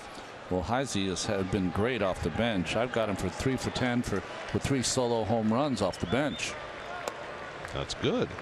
Yeah. Heisey, the longtime Cincinnati Red, had a little cup of coffee with the Dodgers last year. And now a prime bat off the bench for Dusty Baker. And Colon throws a strike, 1-1. Well, they had Tyler Moore for a few seasons. He had one real solid season here in Washington, and Heisey really replacing that bat. The problem with Moore was when you played him, he did great. When he pinch hit, he was not successful. We've seen that with a lot of Mets players over the last few years, right? It's a tough role for a younger player. Off the plate to Heisey, and Colon's behind 3-1. Ben Revere on deck, then Jason Worth. Cologne gave up a run in the first inning, but it's been airtight since and has gotten plenty of runs to work with. Full count to Heisey. Really interesting. As soon as the count became 3-1, every infielder and outfielder for the Mets took 2 steps to their right, to the pull side, expecting Heisey to pull and hit it harder. And he walked him. 3-2 fastball inside, and that's the second walk in the last 3 batters for Cologne. Follow Mets baseball live with the MLB.com at Bat app, which includes game day, live game video highlights, StatCast, news, and more. Download MLB.com at Bat, the #1 app for live baseball on your phone and tablet. In the 5th inning. Well, never a good time to walk anybody, but certainly not here with a 7-1 lead. Ben Revere is flied out and grounded out. 0 for 2 today. Yeah, he takes a strike from Cologne. Well, it's been a good bounce back start so far for Bart. The 2 walks in the last 3 batters, surprising, but he certainly has been sharper than what we saw the last couple of outings. Double play ball. Cabrera with the turn. 4-6-3 double play, and that's how you erase a walk. 2 out and nobody on. Boy, nice hands by Walker, and he knows Revere's running, but the ball is hit so hard, but he wanted to make sure he got rid of it quickly. Cabrera skates over the bag and makes an accurate throw. So after he catches the ball that almost beat him there, he walks it over, backhands it to Cabrera, who makes sure that he kicks the side of the base before he proceeds on to first base. Did you ever think you'd see Ben Revere thrown out by 20 feet on a double play? Well, that's the only way you can double up a guy that with his speed is he's got to hit a bullet, and he did. Jason Worth up with 2 out and nobody on. Worth singled and scored back in the first, struck out in the third.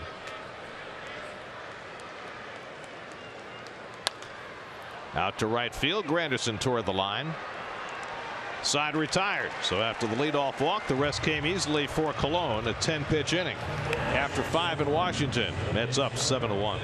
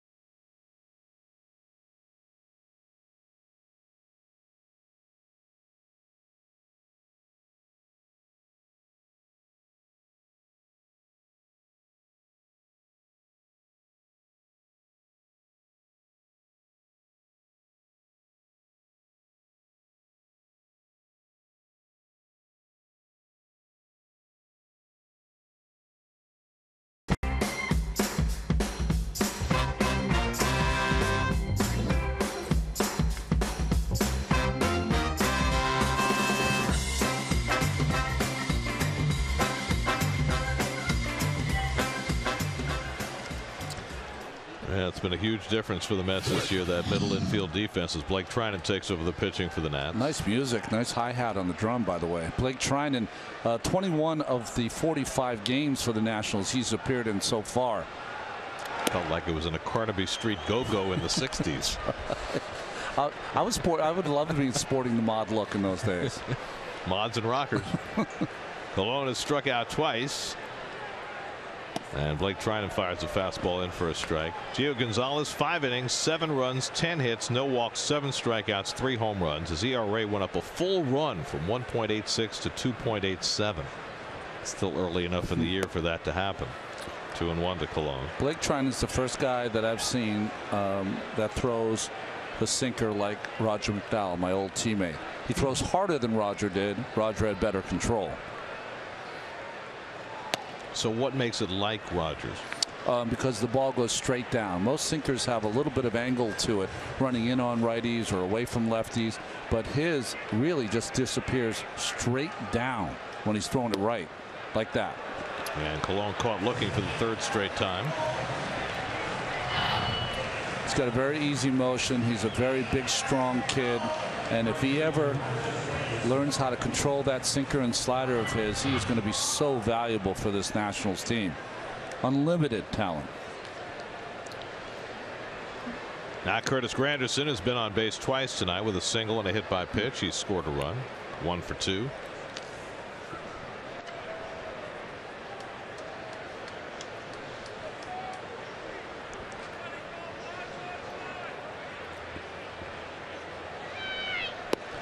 The one thing that's interesting, Gary, about really good sinker ball pitchers, almost all of them throw across their body because they get that kind of whip-like action and they brace it against kind of that stiff front leg, and the ball will have that movement down.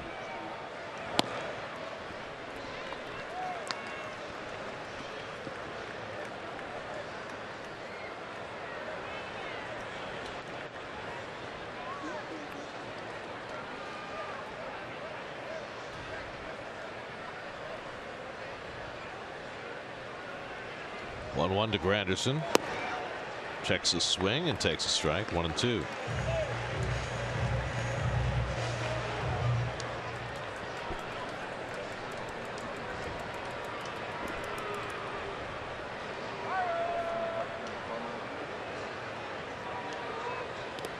And Trinan skips that slider to the backstop. Almost got Granderson on the foot. 2-2. I think that caught Ramos a little bit as Welke will go out to hand the ball to Trinan. Ramos trying to walk it off.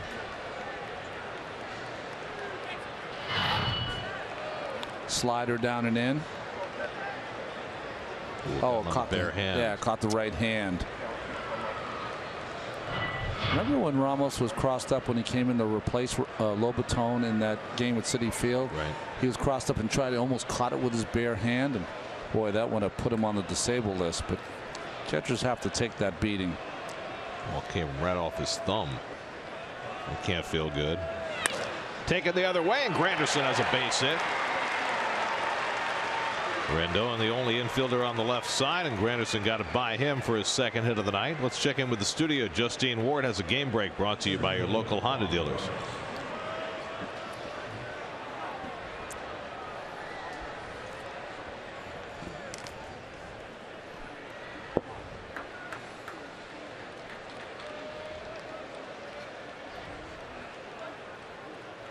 Miguel Cabrera has 2 home runs in that game. Vince Velasquez started that game for the Phillies. Big pelf. Here's Lagares, who's had a good night at the plate. 2 for 3, and the only time he was retired was on a bullet to center field that was caught. By the way, did you see what happened this afternoon when Ryan Vogelsong got hit in the face by a pitch? You know, I was hit by a pitch with the bases loaded, as was Vogelsong today. The bases were loaded, and that's the last time you would ever expect it as a pitcher, because you think the other pitcher's going to go right at you. Double play ball to Espinosa. Murphy with the turn, and the 6-4-3 double play gets Trinan through the top of the 6th. Mets having their way tonight in D.C. It's 7-1.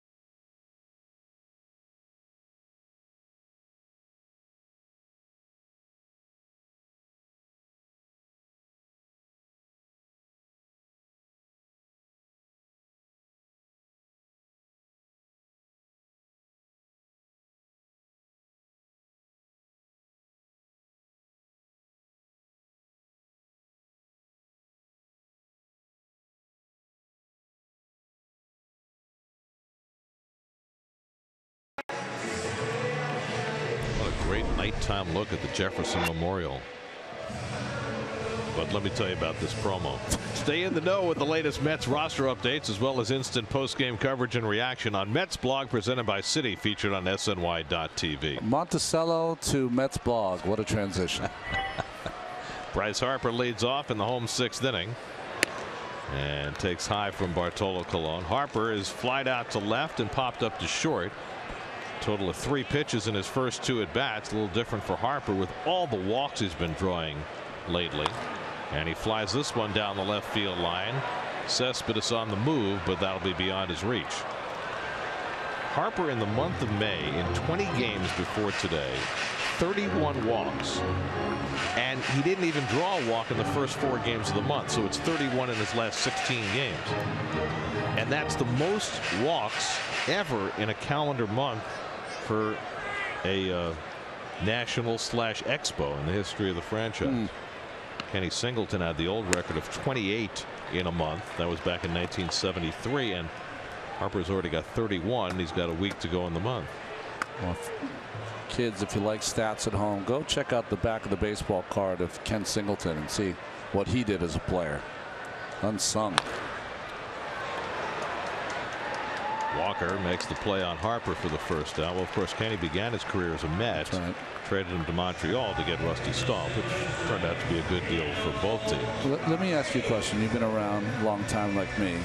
So 25 years ago, you would be talking about Bryce Harper hitting .255 after an MVP year, not his 31 walks.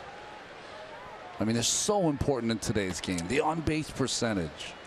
I think with the volume of the walks, you'd still be talking about it, and you'd be talking about how much they're pitching around him. Murphy flies one out to center.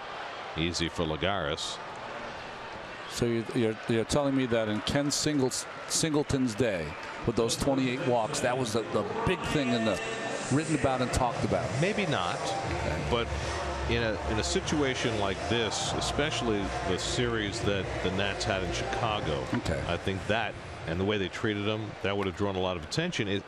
Especially in that it forced Dusty Baker to flip-flop his 4 and 5 hitters, right? Because Zimmerman was struggling so much hitting behind Harper, and he moved Murphy up.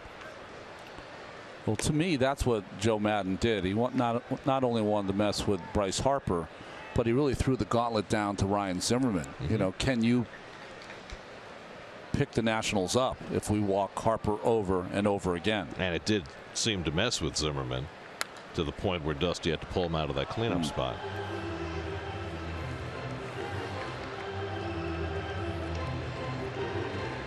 Well, the Mets have gone right after him. They had the one game in that last series in New York where he walked 4 times, but for the most part, and this goes back to last year, the Mets have walked him at a much lower rate than have other teams. They have felt as though they've had the capacity to get him out, and for the most part, they've done a pretty good job. Well, they face him the most. They should have the best book on him, if there is a book. He's such a talented offensive player.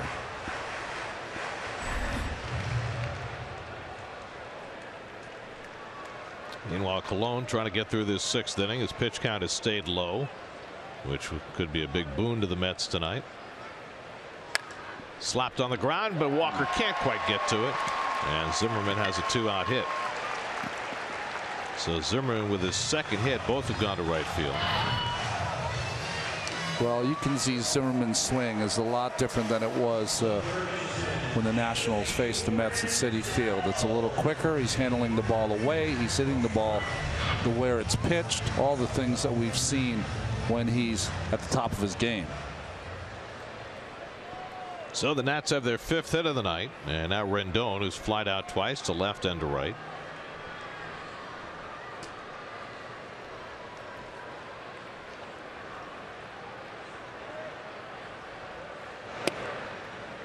And letter high strike to Rendon.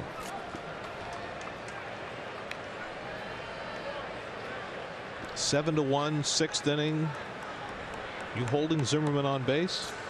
Not with an inexperienced first baseman. I would let him play behind Zimmerman and dare him to try to steal a bag, which he has not attempted to do all year. Play right behind him, fake to first a couple times with your glove, smacking your glove behind him like you're going to come behind him, and then back up, because Rendon does hit the ball that way very well. Is that what he's saying? What are you doing holding me on?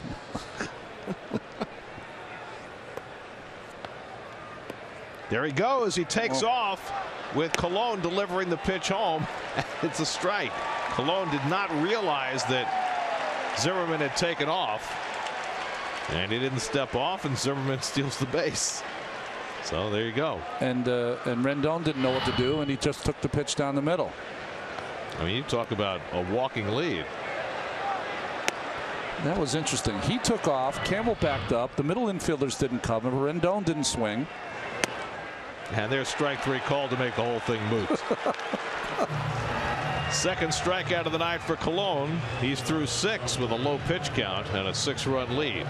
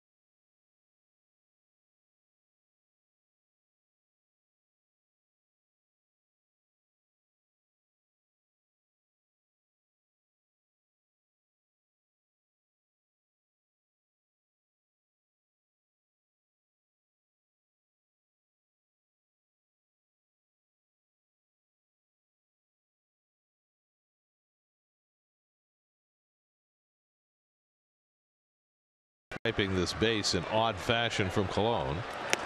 Oh, I know why he swiped the base. I missed it. With the guy on first, did you see what Bartolo Colon did? No. As he goes in the dugout and gets some ribbing, fake high fives. He pitched it from the windup. Oh. That's why he took off. He forgot there was a man on first. Yes. Oh, I just saw that. Thanks for the replay. So he was a little sheepish coming into the dugout.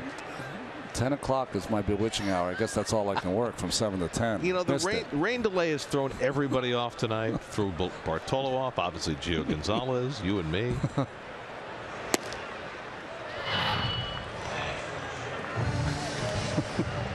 I said I forgot. Yep.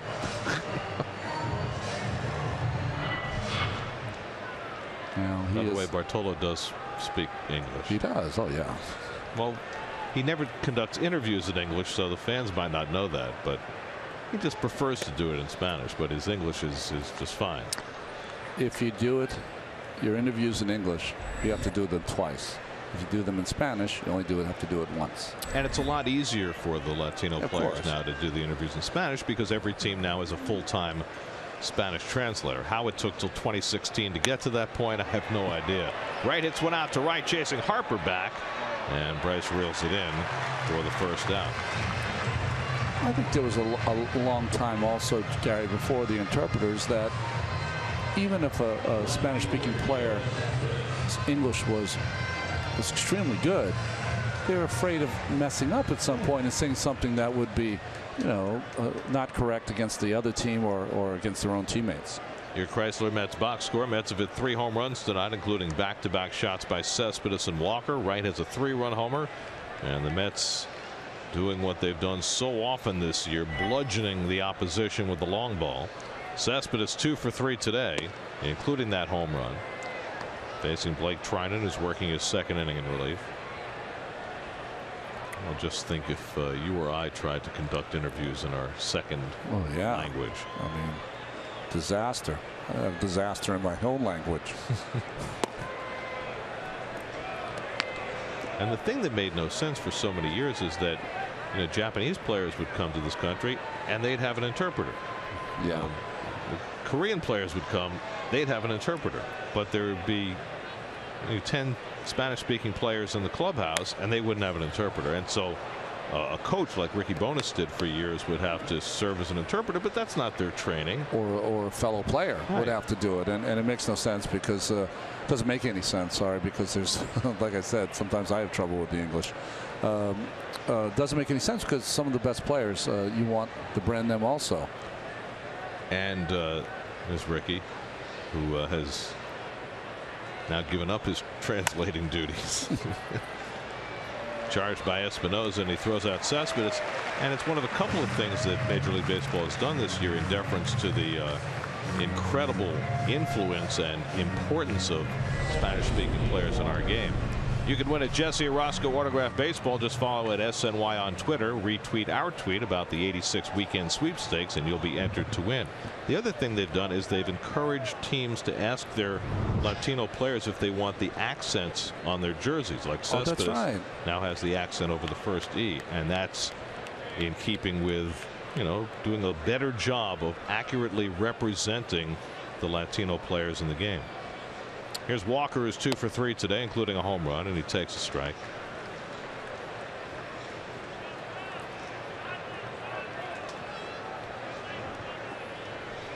Walker's home run came right-handed against Gio Gonzalez. 4 of his 11 have now come as a right-hand batter. Just a stunning turnaround for Neil, who had struggled so mightily as a right-hand batter these last few years.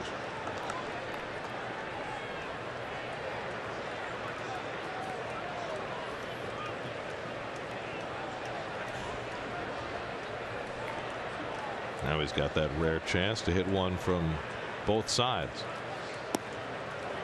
Trying to misses away.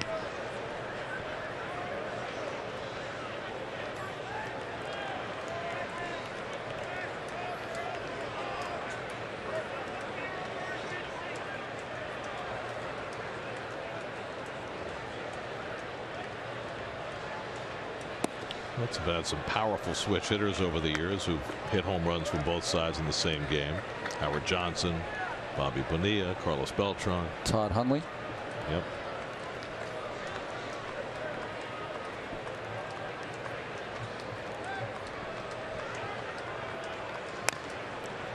I think, if I remember this correctly, when he was with the Indians, Carlos Baerga became the only player to switch hit home runs in the same inning.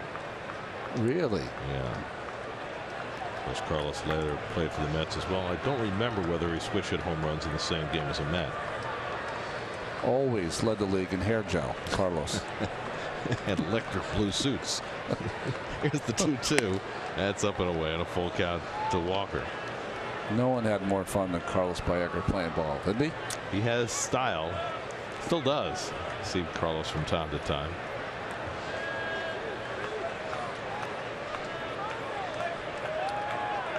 Trinan's 3-2, and Walker goes down on the slider to end the inning. Second strikeout for Trinan in relief. That takes us to the 7th inning stretch in Washington. Cologne and the Mets up 7-1.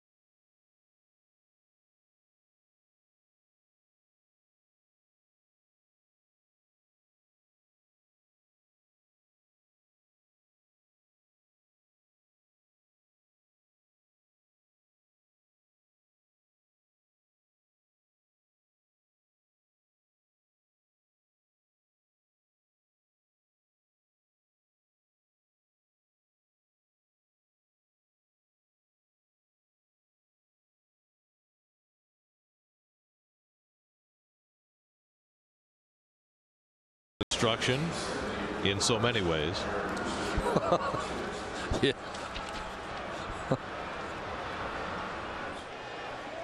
Wilson Ramos leads off the home seventh for the Nationals against Bartolo Colon, who has had himself an efficient night. Ground ball to the shortstop. Nice backhand play by Cabrera. One pitch and one out for Colon in the seventh. Let's check in with Steve Gelb. Steve? Well, Gary, as we continue our progress with Steven Matz here, checking in with him each and every day in between his starts. Today was a little bit different than it normally would be for him 3 days after his start. It's supposed to be the day he throws his bullpen, but because of the weather, he altered things a little bit. So came in, did a 15-minute warm-up, then worked out his rotator cuffs a little bit. Then would have been the time where he threw his bullpen session. Instead, he came outside, threw a very long toss with Jacob deGrom, about 200 feet, a little bit more maybe, just to really get that arm moving, get that arm loose, full range of motion before coming back in and doing his upper body workout. Now, this B routine, if you would, was developed last year for him in Las Vegas. It was the first time in Vegas that he really pitched every 5 days. Prior to that in his professional career, he was pitching on a 6-day schedule, and he found himself getting tired in between starts at times. So he spoke with Frank Viola and Ron Romanek, and they developed a plan basically where they said you don't need to throw your bullpen all the time in between starts. Do what you can to feel strong, and this is what he came up with. Uses it from time to time now. Espinosa pops it up. Cabrera called off by Cespedes, and they're 2 out. You hear all the time about pitchers skipping their bullpen sessions later in the year, but it's awfully early for that, isn't it? Yeah, you know, but he's pitching, coming off an amazing game, also coming off a game where he had missed the start because of injury. So I was watching him and Jacob deGrom play long tosses, the longest toss I've ever seen in the outfield in the rain. But yeah, usually I would get to maybe August, because remember the All-Star break, you got some time off if you're not an All-Star. So you can rest up then. But by the time I got to August, if I was on time and getting people out, I would miss those sessions in the bullpen. Absolutely. No need to waste your bullets. Stephen Drew pinch hitting, grounds one foul. And you know, guys, spending some time with Matz, the feel that I continue to get is that for him, it's more about feel than necessarily a strict routine. This is something today that he felt like it made sense for him to do. He doesn't necessarily say, I'm going to long toss and throw 20 balls, 30 balls from 200 feet. He does it just based on how his arm is feeling.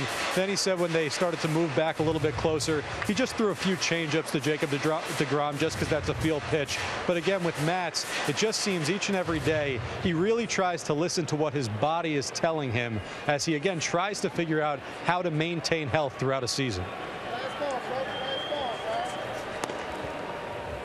That was John Zajac, the Mets physical therapist, with the cup on his head. Could make ball 4, the next edition. Pitchers have nothing to do so much of the time. So true. I wish I could dispel the notion, but it's true. 2-2 to Drew. The day after I pitched, I used to go for a long run, so 5+ miles. Next day, foul poles, 20 of them with Mel Stottlemyre for the next 2 days. Sprints the day before your start, and then you go get them. Drew pops it up. David Wright checks out where he is and puts it away to retire the side. Colon just keeps on rolling. 7 strong for Colon and more left in the tank. 7-1.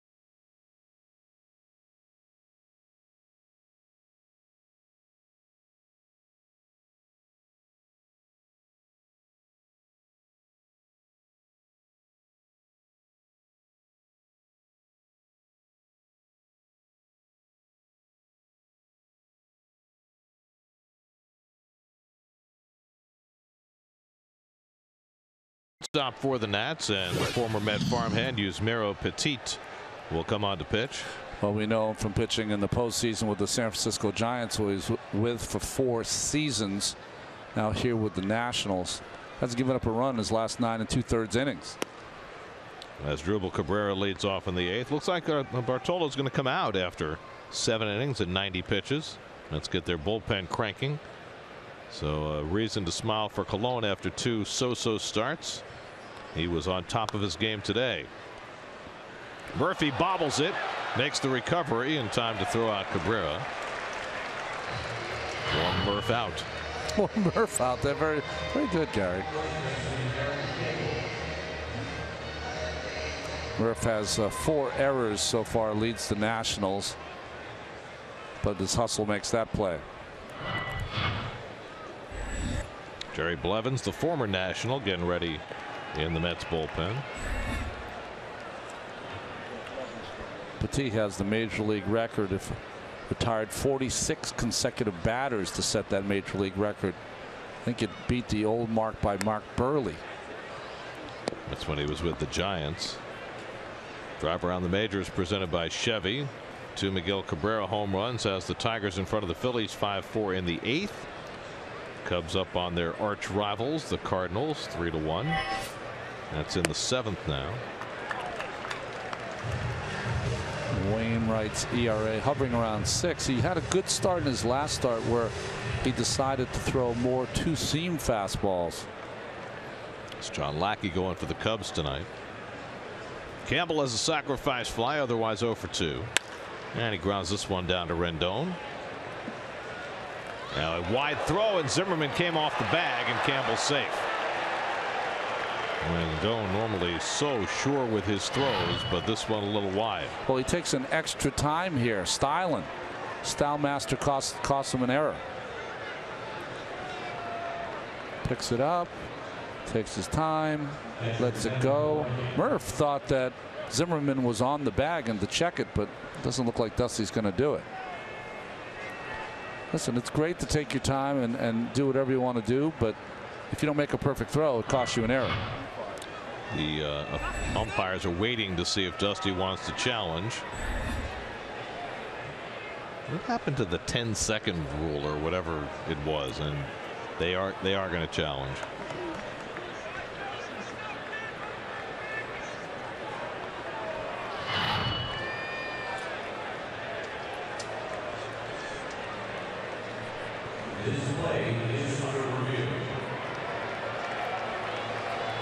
Well, looking through the black bottom of my monitor, I think his foot was on, Gary.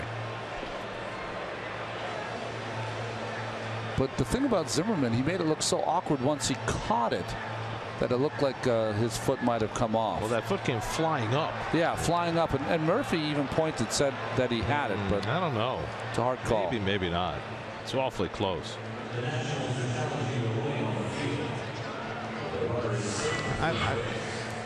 I know that, you know, if you're Dusty, you have to challenge it, right? But save your dying error. It's the 8th inning of a 7-1 game. Yeah.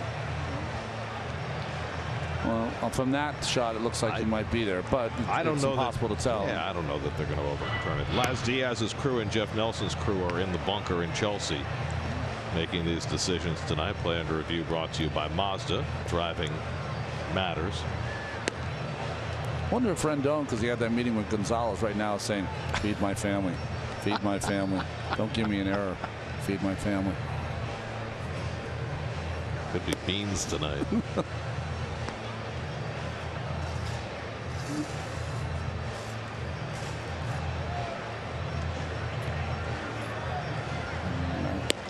I promised myself the last game that I was not going to discuss this anymore.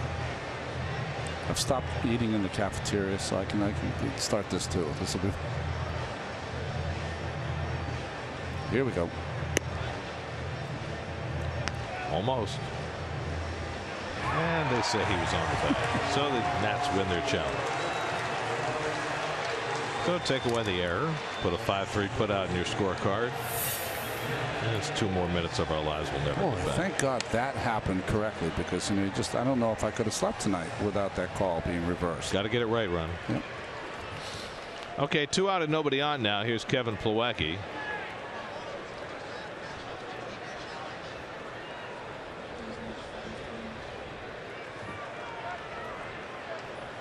So Petit's retired the first 2, and Plawecki pops one up.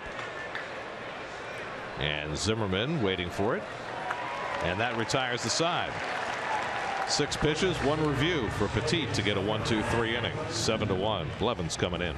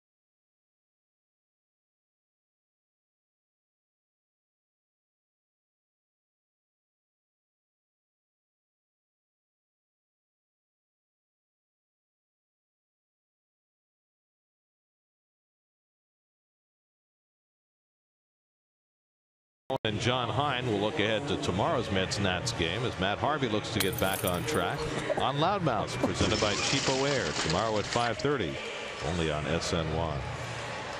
They left a vapor trail. That was a quiet lead to Loudmouths, by the way. Jerry Blevins pitched 4 days ago, inning of work, got a strikeout. We haven't seen the real sharp curveball by Blevins in this month. Michael Taylor's going to pinch hit for Ben Revere, leading off in the home 8th inning. Blevins facing his old team.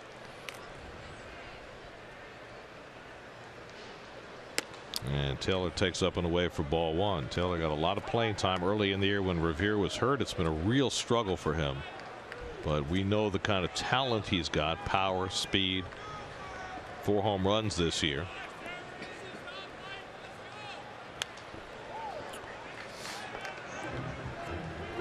Sammy Solis up in the Nationals bullpen. Been up 3 or 4 times already. So Bartolo Colon in his final start as a 42-year-old. He turns 43 in an hour and 36 minutes. He threw 90 pitches over 7 innings, 1 run, 5 hits, 2 walks, 2 strikeouts. Job well done by Colon.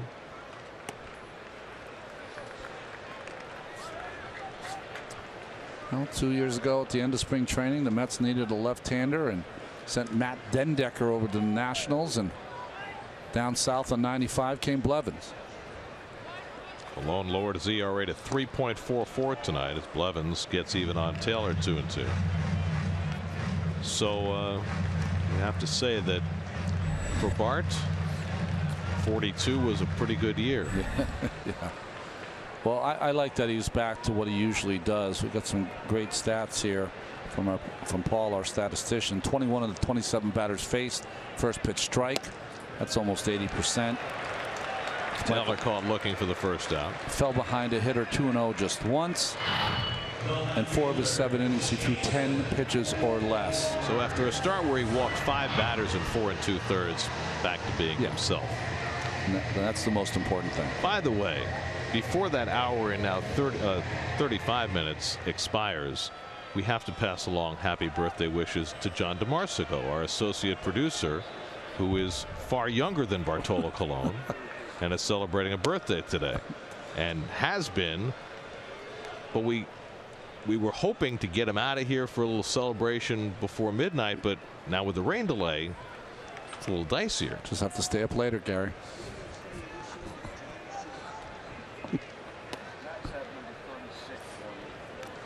Well, John has been such a great addition to our crew here, because we're like, I don't know, you have the team, you have us, you know what I mean, and we've got to kind of humor ourselves, and John's a big part of that. It's a big part of our team. Yes. Yeah. 2-1 to Worth.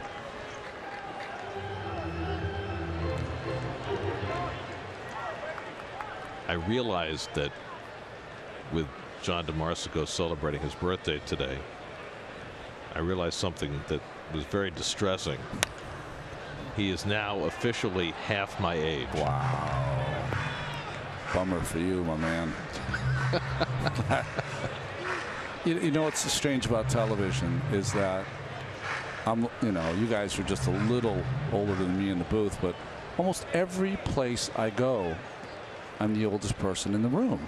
I mean, that happens everywhere you go. Well, especially now that you're a dad again. Yeah, right. Wait till you go to those school functions up the middle of the base hit for Worth. So Worth has his second hit of the night. I mean, really, I'm sure you've done the math on, when it was harsh. The math was harsh. When Cash is graduating from college. Yeah, I'm going to be in a little bit. I honestly, I have to stick around a lot longer than I was expecting to. Well, we're glad to have you. Here's Harper. Harper 0 for 3 tonight. He's now 1 for 12 against Met pitching so far this season. Let's only have to survive him for 15 more games. Colon had his number today. And Blevins paints the outside corner, 0-1.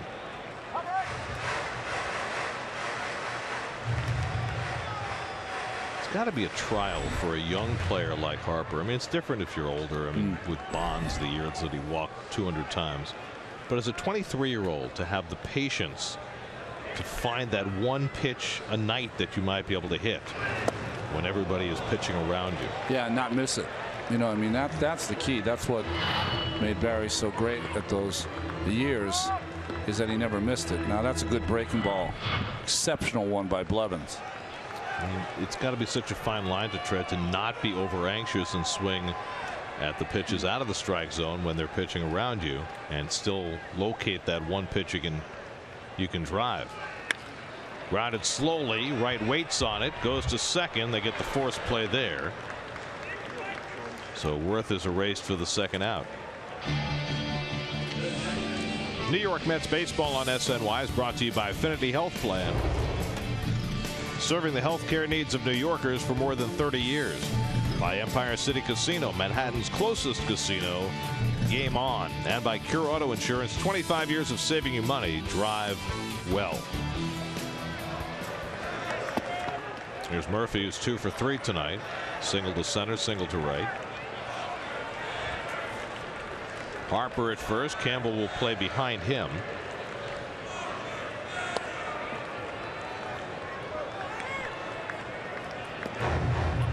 Well, Murph is #1 in average multi-hit games, hits. And that'll only go up tonight. He's got 65 hits now. His average up to 392. There's the slow curve by Blevins. Ball and a strike. Blevins lets this pitch go. One finger is almost off the ball. It's like a spike curveball. It almost feels like the ball never leaves his hand. It's coming in so slowly.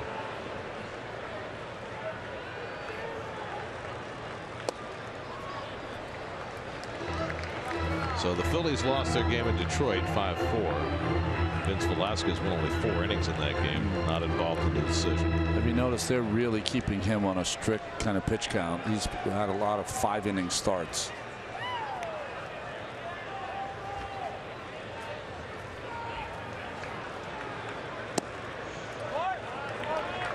Three and one now to Murphy. So the Tigers not only won the game, they also got good news about Jordan Zimmerman, the former National. His groin injury not nearly as serious as they had feared. So he might just miss one start. He's been there given in that rotation. Miami rallied, beat Tampa Bay tonight 7-6, keeps the Marlins over 500. Murphy pops one up into shallow right. Walker called off by Granderson, and that retires the side. So a scoreless inning for Jerry Blevins out of the bullpen, and that sends us on to the 9th in D.C. with the Mets cruising 7-1.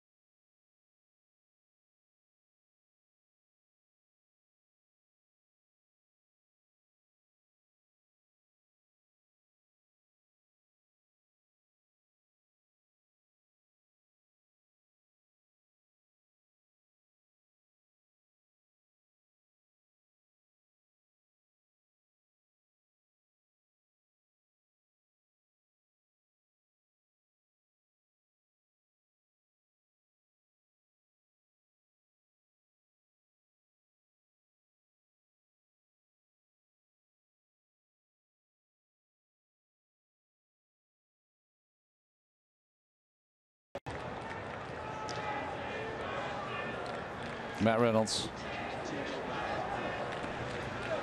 Sammy Solis will pitch the top of the 9th for Washington. Drafted in 2010 in the 2nd round for the Washington Nationals. Did not pitch in 2012 because of Tommy John surgery. Matt Reynolds pinch hits for New York, still looking for his first big league hit. Reynolds 0 for 4 so far in his major league career, but had a big sacrifice Saturday to help the Mets cause in the bottom of the 9th. Logan Verrett looks like he'll pitch the 9th inning for New York. Was that with 2 strikes? Yes, it was. Couldn't get it down the first 2 times, and then Campbell, who was the runner at second, took off for third on the 0-2 pitch, and Reynolds got the bunt down. That part of it was a little strange, but it all worked out. Wright got the base hit to drive in the winning run. And Reynolds strikes out. That's the first out of the 9th. Let's see what's coming up on WB Mason postgame line check in with Gary Apple and Nelson Figueroa, guys.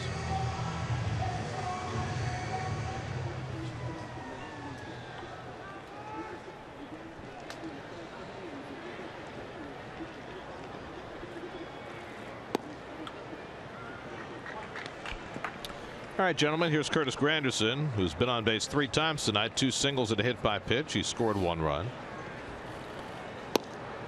So the last 3 days now, Granderson 4 for 9 with 3 walks and a hit by pitch. So things going much better for Curtis at the top of the batting order.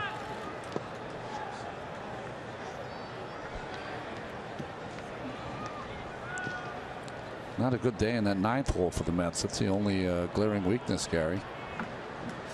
Kevin Long and Struble Cabrera. Out to left field, and Worth is right there to grab it. 2 out.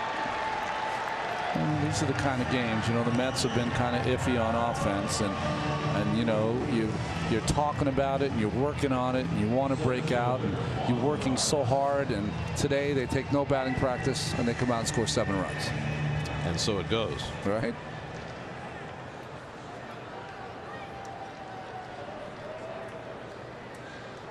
Last time the Mets scored more than 5 runs in a game was in San Diego. They scored 6 in Cologne's start there when he hit the home run.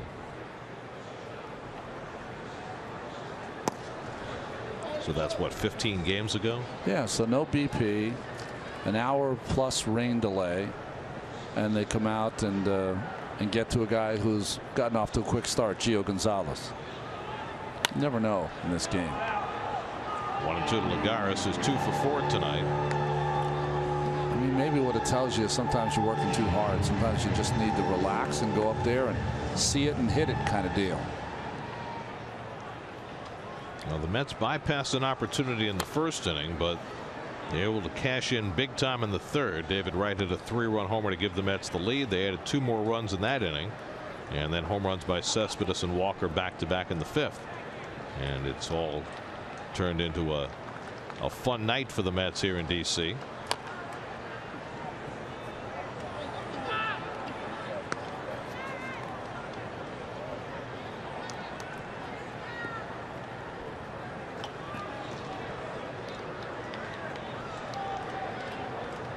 One-two from Solis, and Lagares pops one up into shallow center. Taylor comes on and puts it away to retire the side. 1-2-3 in the top of the 9th, and now Logan Brett will try and finish it off for New York as the Mets try and win in Washington for the 4th straight time.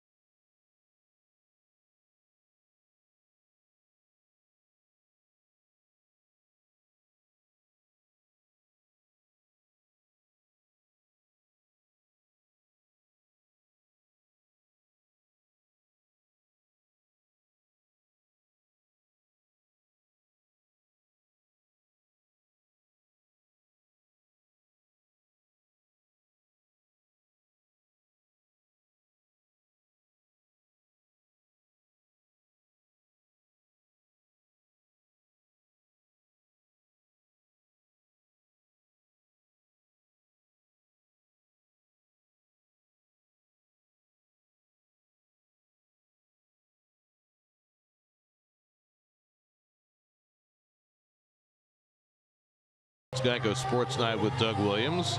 More on Ryan Fitzpatrick. How many times has his name been in the news the last 2 months? Does he really want to be a Jet so badly? Plus lots of overreaction promised on Geico Sports Night after Logan Verrett tries to get the final 3 outs. You know, I know this is a 6-run lead for Verrett, but this is a good time for him with this lead to get back to the kind of pitcher he is, and that's going after hitters. 6 walks in his last 5 1/3 innings pitched. Last time he pitched was behind Matt Harvey, and Matt's shortened start against Washington last week. He went 2 1/3 scoreless innings. They'll face Ryan Zimmerman leading off the bottom of the ninth. Zimmerman 2 for 3 today, and that brings us to the subject of Harvey, who pitches tomorrow night for the Mets. And I said it earlier, other than postseason games, this is probably one of the biggest starts of Matt's career in terms of the depths to which he's fallen and the need for him to show that he can still be the pitcher everybody expects him to be. Yeah, and the back-to-back starts against a team that put 9 runs on him, I think is interesting. I thought Terry Collins' comments today were, I've never really heard those before. The question was asked, you just expecting a good kind of quality outing from Matt tomorrow, and boy, I never thought I'd ever hear that sentence posed to Terry Collins, because you always think of Matt to dominate, but he hasn't this season, and I guess the words are true. You're just looking for him to have a 5-inning kind of decent mini start to get on the road to pitching recovery. Well, Matt wanted to make this start. He was quite clear that he did not want to skip a start. David Wright with a nice backhand pick against his old buddy Zimmerman, and he throws him out. Nicely done by David for the first out. This one, it was a hop that came up a little bit, but he started down with his glove on the ground and worked its way up to make sure he got that hop, and a strong throw to first base.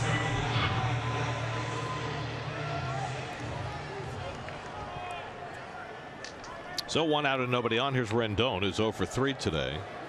Mets 7 runs, 11 hits. The Nationals 1 run, 6 hits. You can be paralyzed in today's game by your attention that you give to your mechanics, and if everything doesn't feel exactly right, then you feel like you're not going to dominate or pitch the way you want to pitch. That really has no bearing on when the game starts, to me, Gary. I don't, are there some commitment flaws and some thinking flaws? Maybe, the pitch to Worth, the 0-2 curveball to Murphy in his last start, but the stuff is there to win games. You and I were talking about before, Jacob deGrom hasn't gotten to the point where he wants to be yet either, but he's still getting outs. Wright throws out Rendon, and quickly there are 2 outs.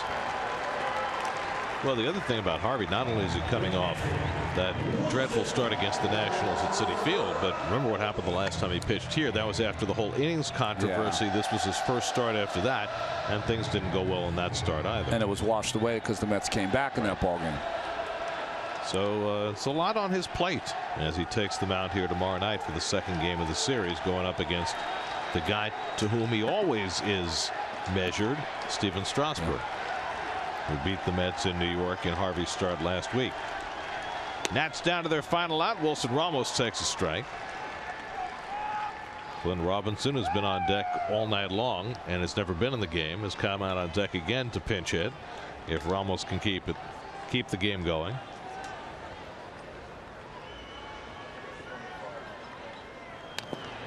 And now the Nationals are down to their final strike. So the Mets on the verge of evening up the season series against Washington, and if they do, they'll pull just a half game behind Washington with a chance to regain first place tomorrow night.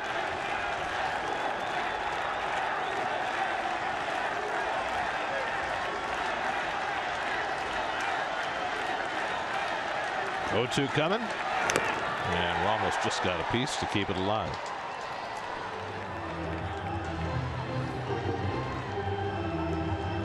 Clint Robinson, who's had his helmet on and his batting gloves in place for innings. I was going to say, didn't he hit already? I'm looking at my scorecard, but no, it was Stephen Drew. He was on deck in the 5th. He was on deck in the 7th, and he's on deck again. I think he was on deck in the 4th too, if I'm not mistaken. I think he's going to stay on deck. 0-2 coming, and it's just off the plate. 1-2 to Ramos.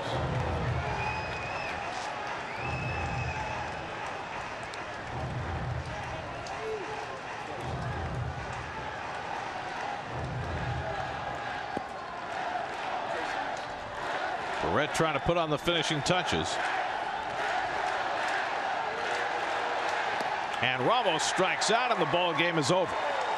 Logan Verrett gets the final 3 outs, and an hour and 15 minutes before he turns 43, Bartolo Colon gets the victory. Mets hit 3 home runs tonight, and they get the first game of the series from the Nats, winning it handily 7-1. Well, a walk-off hit by David 2 games ago, a 3-run home run to get him started today. Cespedes, who has just owned the Nationals since he's come over to the National League, and Neil Walker from the right side with a home run off Gio Gonzalez as the Mets offense wakes up with the home run ball, and Bartolo Colon back to where he